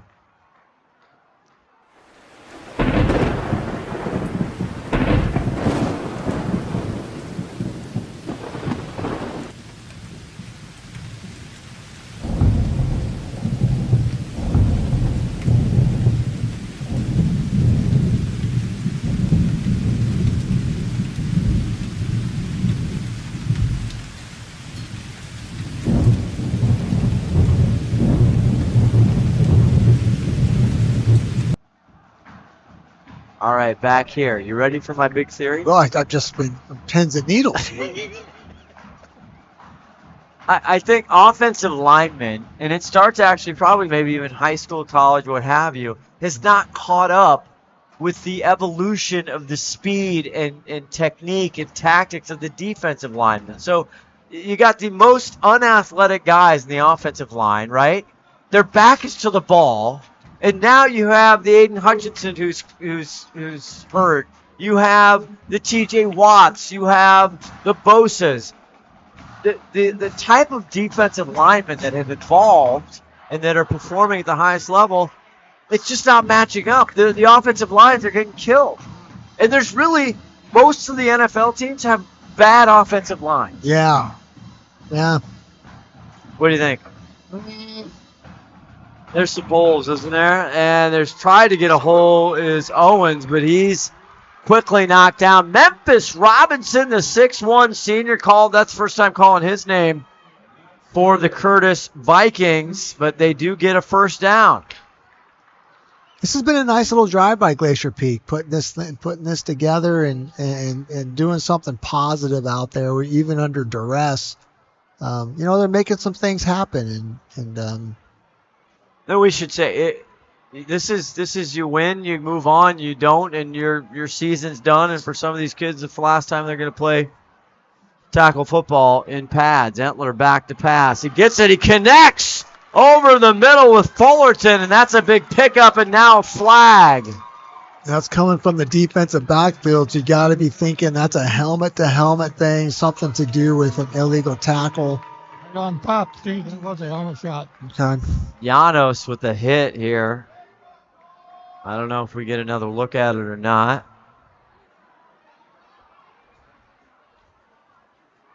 Yep. We'll wait for them to sort this out. Well, yeah. What, have we even had an initial call here? We have not. Just here we go. Here's personal foul. Shot to the head.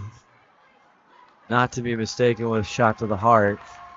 By Bon Jovi. Mm-hmm. I listened to a little Bon Jovi in my lifetime, a Jersey band. Yes. Big shot Springsteen fans. And you're too late. My concert will be later.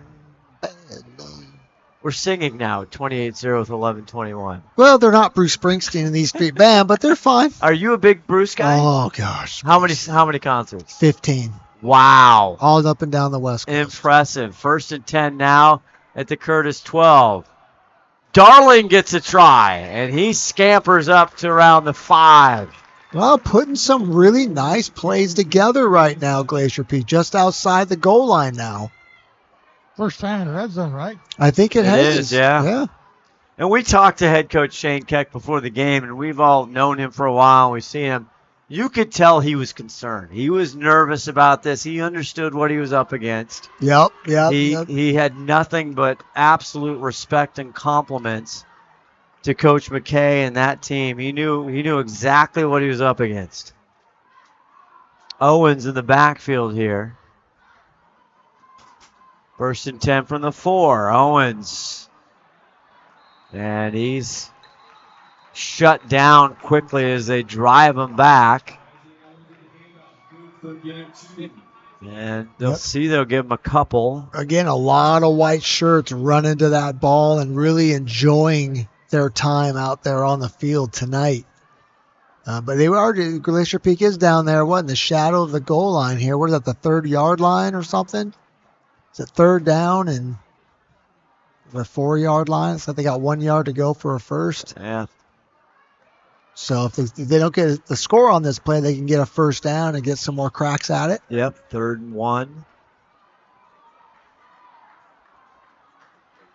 Give it to Owens. Owens will get the first down. Can he get to the line? Not quite, but that is a 1st and goal now for Glacier Peak, which is a bright spot so far in this game. Look at how fast whatever hole is there closes up. And Curtis has done a great job of once they get a player on the ball carrier goes down. He is tackled. Yeah. They've done a great job, the Curtis coaching staff, of teaching and coaching tackling.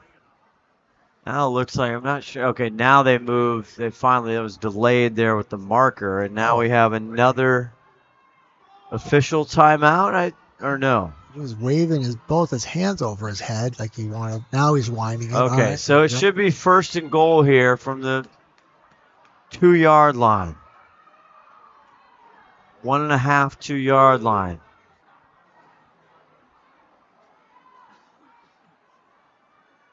Entler hands it off. This is Darling, and Darling's going to go backwards. Wow, Curtis up front is just getting it done. They're up 28-0 here in the 4th, and they are not going to give Glacier Peak this touchdown. Glacier Peak is going to have to work to get into that end zone. Number 8, Xavier Aaron's a 6'4 senior right there.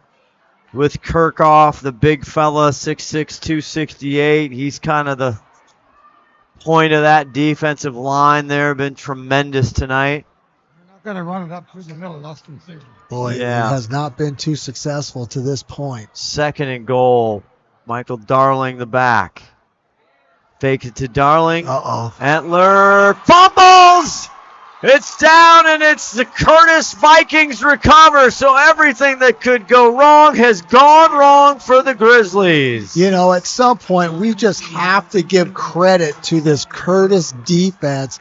Glacier Peak is a good offensive team, and they have yet to find any points tonight, and we are pretty deep into the 4th quarter now. Io Phillips, 44 and white, got to Entler. He pops it out, and right there, we've been talking, the white shirts have been just flooding to the ball all night long, and once again, with a big turnover, and that's 4 turnovers for Glacier Peak tonight. Well, you're talking about, linemen of the game. You could pick any one of those 4 defensive linemen for. I look over to my right to Todd. How many shirts do we have?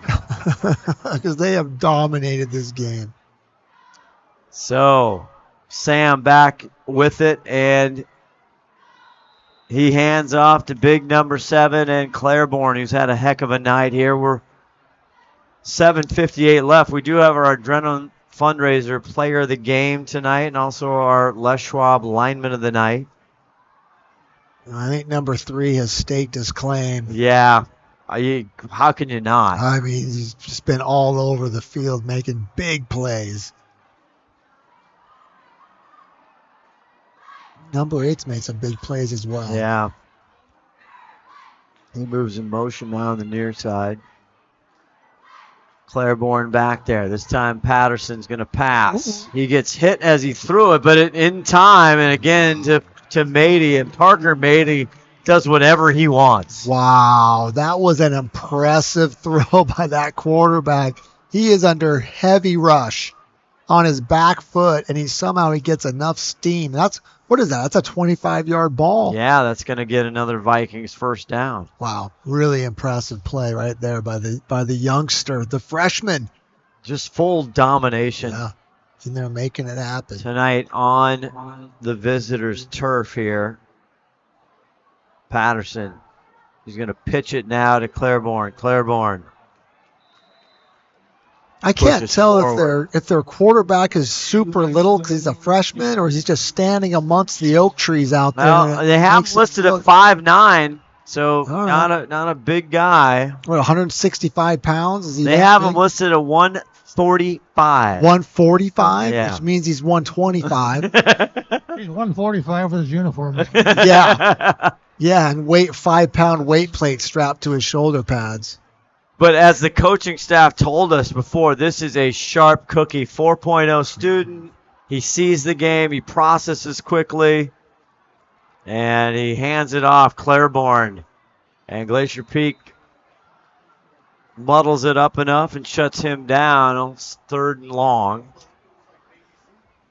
Yeah. Agency almost who played here for a long time. What wasn't really big, but extremely successful. Yeah, and he could whip it. Yeah, he could.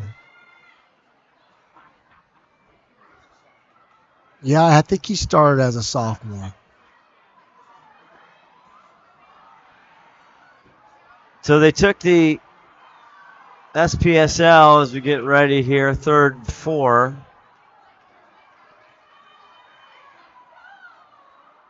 Patterson surveying the field here, getting ready. He's going to hand it off. Claiborne on the far side. He has some room. He's finally taken down by Badalla. But I was saying the South Puget Sound League, the SPSL, as you see another look at that play. Yeah, you just, as an outside linebacker, you cannot dip inside like that when you're the contained player. You have to keep your outside arm and leg free. That had a 10-team league with the classification team. Now they turned into 6 teams. So you got Sumner, Emerald Ridge, Puyallup, Curtis, Rogers, and South Kitsap. That's a pretty tough league. That is a tough league. 1st and 10 now. Here's Patterson. He has trouble. He eludes that. Gets away. Hucks it downfield. Wide open is Mady, and he missed it. What? A shocking development. Parker Mady misses a ball. I'd like to see the replay on that because I don't think we're ever going to see this ever again. Yeah, he just misses the ball. Wow, that was... You see how open he was? Yes, he was. I don't know how he missed it there, Ronnie. Maybe he was too open, Ron. Yeah. I think he was ready to run because he thought he was going to get it. Yeah, maybe he was just too open right there. 2nd and 10. Get our scoreboard down at the bottom of the screen here shortly. 5:09. Hand up, Claiborne. Clutching that ball. Scampers forward, another 5 yards. Nice little run play there, pulling the backside guard and tackle, counter tray action, and picked up, 4 or 5 yards right there? I mean, he hasn't scored all the touchdowns, but Claiborne has been big. He has gotten a lot of work tonight. And after we had gone through, number 3 and how he has dominated the game, I did come back to my thoughts. Well, number 7's really played well tonight. And all those guys up front for Curtis as well. I mean, it's just a really good job tonight by Curtis. 3rd and 6. Patterson rolls out, spins it, and it is caught on the far side. And that's Burke Shepard, his first time. We've called him the sophomore, 6'1" sophomore, and that's a Vikings first down. Beautiful play, too. Football can be such a beautiful game to watch. And that little half rollout, stuck his foot into the ground and just threw a dime wide to a wide receiver who ran a really nice route. Makes the game a lot of fun to watch. Yeah. I thought Curtis was going to just kind of run the ball to run the clock out a little bit here, but they're not backing off. They're going for it. That's a good point, too. And part of that could be, Ron, because as they move on to the next 16, it is a committee. It's a seeding committee, and actual run differential and point differential, is part of the equation. Yeah, you're right about. Oh, it's got maybe the ball's on the ground. Oh, is it a fumble? They're talking about it. GG's got the ball. That's the fumble. They do have the ball. What are the officials going to say? No one's. They gave it to Glacier Peak. Antonio Cheras with the ball, and it is a turnover. Let's see if we have another look on it. First mistake Curtis has made. That really is.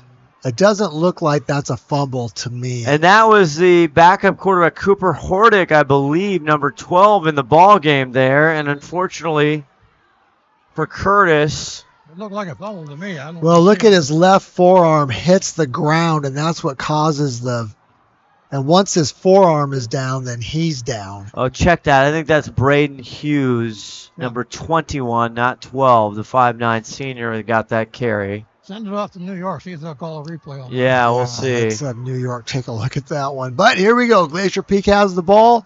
Let's see what they can do with it. Darling in the backfield again. And Entler rolls to the near side. Looking. Now traffic. Tries to just get rid of it, and he dumps it out of bounds. And he does get rid of it. Didn't lose any yards there. And he says hello to Jeremiah Meffy, number 18, the 6'3 senior. Boy, a lot of seniors on defense. For Curtis, is there? Yeah, well, they're playing like it tonight. This has been a very well-defensed game here by Curtis. It's been impressive. It's been a heck of a season. This is going to conclude our coverage of high school prep football for STSPN. Oh, maybe I've just heard. Ooh, what is that? That is breaking news. Yeah, there's another. Todd Elvig, our executive producer, 5-tool player. Entler back to pass, dumps it off, gets it to Darling. Darling skirts up to close to the mid-stripe. I'll give him 6 or so. We're seeing new numbers out there. We're seeing a couple new numbers. Todd Elvig, there's been some change of plans, maybe? Possibly. Maybe. See, he's getting the mic. He's going to get on the mic. Yeah, if Lake Stevens gets a Saturday game. Oh, that's right. Because we're working 16th and, the 15th and 17th doing college soccer championship. That's right. But, we have the 16th open. So if Lake Stevens gets a home game on a Saturday, we'll go do it. All right. There's a timeout on the field for Glacier Peak. 2:45 left. 28-0. Seattle Sports on 710 is your radio home for the Seattle Mariners. Back and over the wall for a home run. Every home run, every strikeout, every Mariners win. Swing and a miss and a slider, strike 3, and it's over. And catch the game on your smartphone. Download the Seattle Sports app to stream the radio broadcast of every Mariners game. Goodbye, baseball. A walk-off 2-run home run. Seattle Sports is your home for the Mariners.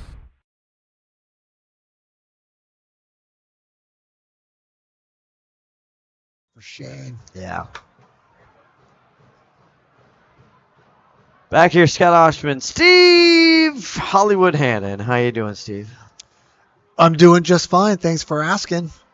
Let's see if I'm excited to see Glacier Peak put a drive together here. And we were talking earlier, and in all seriousness, it's the last time for many of these kids to ever play football like this. It's just not a pickup game, so you want to be appreciative of that as Darling gets the handoff. He gets close to a first down. We'll see where they mark him. It's going to be 4th and short, it looks like. And as you were saying, it would be nice, to get all those seniors in there that don't play a lot during the course of the year, to get them out there on the field and give them a memory that they're going to remember, for the rest of their lives. We gave them first down. Yeah, ask Jake and Josh how much they remember about their Glacier Peak football. Mr. Elvig's sons who played here. They did give him a first down, Ronnie, and he passes it out. It's caught by Darling. And he'll run out of bounds. And Michael Darling, the junior, he's got a lot more in the tank for him, the 5'8 junior. A lot of Darlings gone. Yeah, his older brother. And just really good athletes and great football. And there's more. There's a freshman darling apparently coming up. It never ends. It's never going to. They don't leave Snohomish. They don't leave this town. That family stays here. They got a compound out east somewhere. And you just keep bringing more through the system. Darling's now the back. Hopefully Isaiah Owens is okay.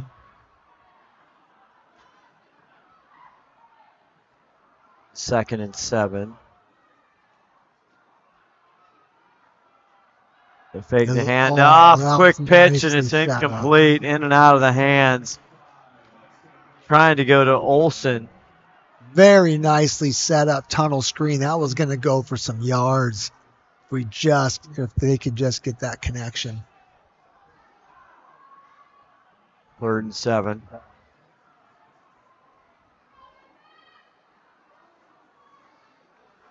Look for STSPN's coverage. We'll see if we can get another football game in, but we'll move right into winter sports here shortly. As you see Entler, 3rd and 7 here.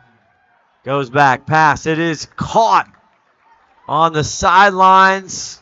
And that again is Isaiah Ohsman. Yep, good blocking up front, good throw, good catch, good execution, and you get positive yards. Is it 4th down again already? It is 4th and 2. Yeah, good. I thought he was out of bounds as well. He was tackled inbounds, and the ref called him inbounds when he was Oh, okay.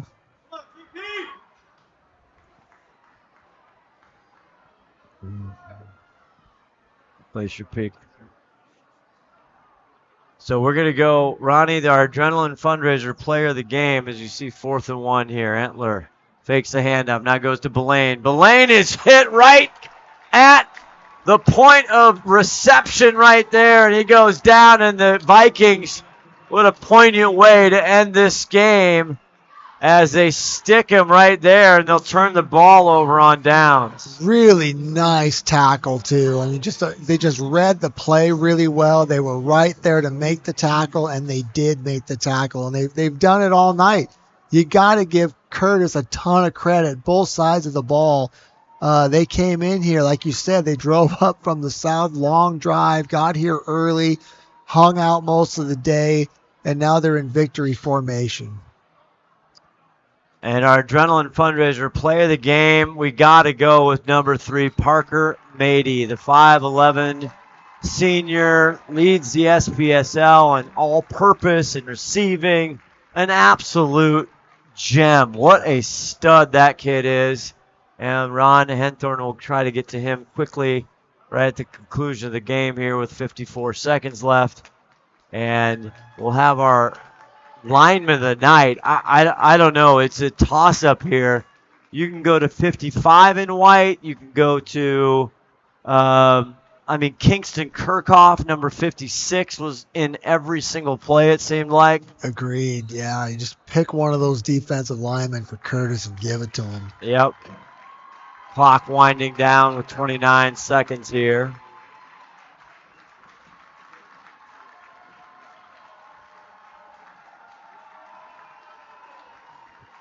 And a big number.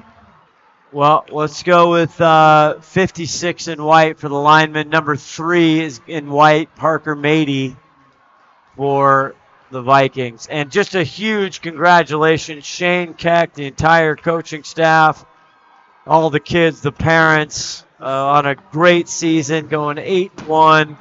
Co-champions of the Wesco 4A. Hasn't happened since 2015. As you see the fireworks going off, my goodness. The lineman was who? Lineman's going to go 56, Kingston Kickoff. So congratulations to Glacier Peak on a heck of a season. And a huge congratulations to the Curtis Vikings, led by Darren McKay. What a night, what a team, what a game. Yeah, it'll be interesting to watch Curtis play this thing out and see how far they can go. They're big, they're fast, they're physical. They got good athletes at the right places in the good position. They got a running back that can carry them a little ways. it'll be interesting to see what happens to them as they go along. Ronnie, you going after him? As you come back in the booth, welcome in. Ronnie's out there working. Yeah, they're already taking a knee out there, Ron. Yeah, big thanks here to Todd Elvig, our executive producer, 5-2 player. You see all the equipment, all the setup. You got Sarah down there working the camera tonight. Sarah Elvig always here to make sure things go well. They always go well when Sarah's here. They seem to. Yeah, she seems to be a constant. Here you see the big Curtis Vikings. Now they're running this. There you go. Now Ron's going to have to. They're going to go to see the fans. I'll get them. All right.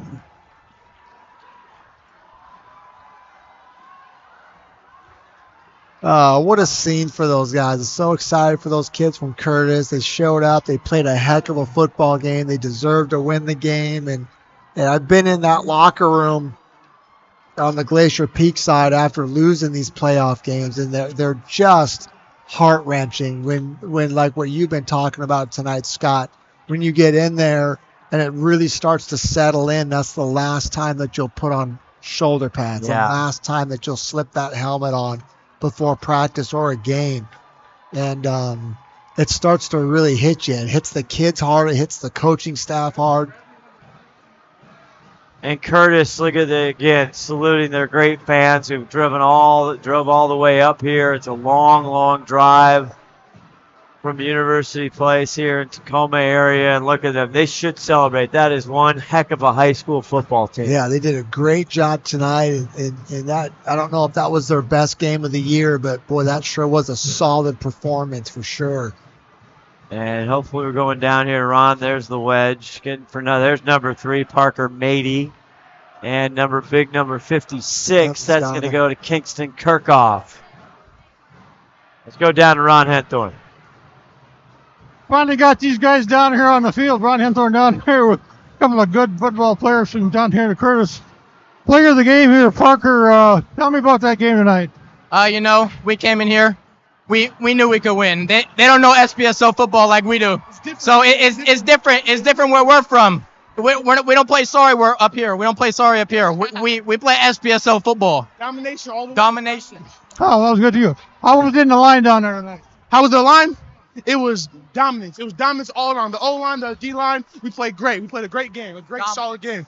Pure dominance. All right, I got some shirts here for you guys. Let's get them out here. You guys got any parents here tonight? We do. Yeah. My mom and dad are upstairs. Our adrenaline fundraiser play of the game is going to be number 3 you see there on your screen. And our Les Schwab lineman of the night right there, Kingston Kickoff, the 6'6", 268 junior. He's coming back, Coach Hannan. Holy tamales. That kid is a monster already. And there he is, our adrenaline fundraiser, and Parker Beatty. Unbelievable game for him tonight. Parker, your parents down here? Should I get him down here? No, Kim. No, Ron. No. Oh, that's okay. I'll tell you what. Is it our grit hardwood? Do we have a proud parent? Work for him down here, so let me just give that to you and you can give it to them later. They're coming. They're right there on the stairs. All right, they're getting down here. Hold, take these shirts. Hold one of these shirts. Absolutely. Celebrate these kids. They're phenomenal. They're worth the wait. Get the parents down. They're the one who's cleaning the laundry. They're the one going to Costco, filling up the 2 fridges and the 3 freezers. Okay, proud parents down here tonight. What do you got to say about this young man here? Oh, my gosh. When they talk crap about him, he shows them. He doesn't need to say anything. He goes out on the field and does his job, and he kicks that, you know what? Oh, what? Here, you take this shirt. You're going to have to maybe give it to her, probably. All right. There you go. Hold that up. All right. Thank you. Are you not entertained? Are you not entertained or what? Huh? Come on now. Back over here. We got over here tonight. I love it. All I can say is all the hard work he's put in, this team's put in, it's paying off. So hopefully we can go another week, but the hard work is paying off. Wow, he's just full of character, full of heart. That's my boy. How'd he get so big? He eats everything. Eats all our food. Does he eat 2 dinners every night? 4. 4 dinners every night. All right, I got a shirt here for you guys, too. Hold this one up for you guys. Proud parent, get that on camera for us. Wait, let me get in the middle. There you go, guys. Anybody else you want to name a shout out to? Shout out to my Lord and Savior, Jesus Christ. All right, thank you, guys. Good luck in your next game in the state. All right, Scott, back to you. I'll try to see if I can find the coach here. Thank you, Ronnie. Ron the Wedge Henthorn. Nobody breaks into a crowd like the Wedge. And love seeing those young men. Isn't that great? That's fantastic. High school football right there. The parents taking them to the practices, picking them up, doing the laundry, feeding them dinner. Let's go down, Coach McKay. All right, Coach McKay, a big win here for you tonight. A little bit more than we expected. How about you? We didn't expect that score. No, they're 8-1 for a reason, and certainly a shutout was not expected. But our key, what we wanted to see is just how they would match up with our teams. I think it was a good ball game, but you guys just kind of overpowered them in the line down there. Yes, our kids played really well at front, on both sides of the ball. So you got a game coming up. We don't know who you're going to play, but you're going to state. So good luck with that one coming up. Thank you. Yeah, we'll find out early Sunday, just like we did for this one this week. Well, good luck with you again. That freshman quarterback of yours looked good tonight. He's going to be good. All right. Good luck, Coach. We'll see you next time. All right, thank you. All right, Scott, that'll round it up for me here tonight. Back to you, buddy. All right, Ronnie, it's been a great season. Back in the booth here for everybody at STSPN, all the guys in the truck, Sarah Elvig, everybody on camera, our executive producer, Todd Elvig, for Ron the Wedge Henthorn, Steve Hannan, Scott Ohsman saying so long. It's the Curtis Vikings going on, moving on to 16, 28-0. Good night.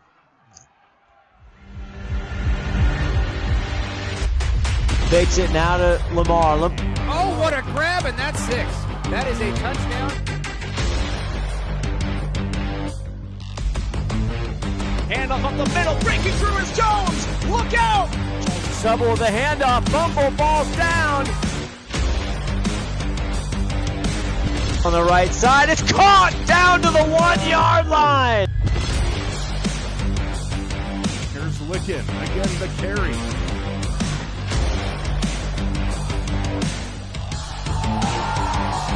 Whoa, nice step in his way through. Look out, Brody slant. Jerome breaks a tackle, and he's got a long way to go. Only one man to beat across midfield.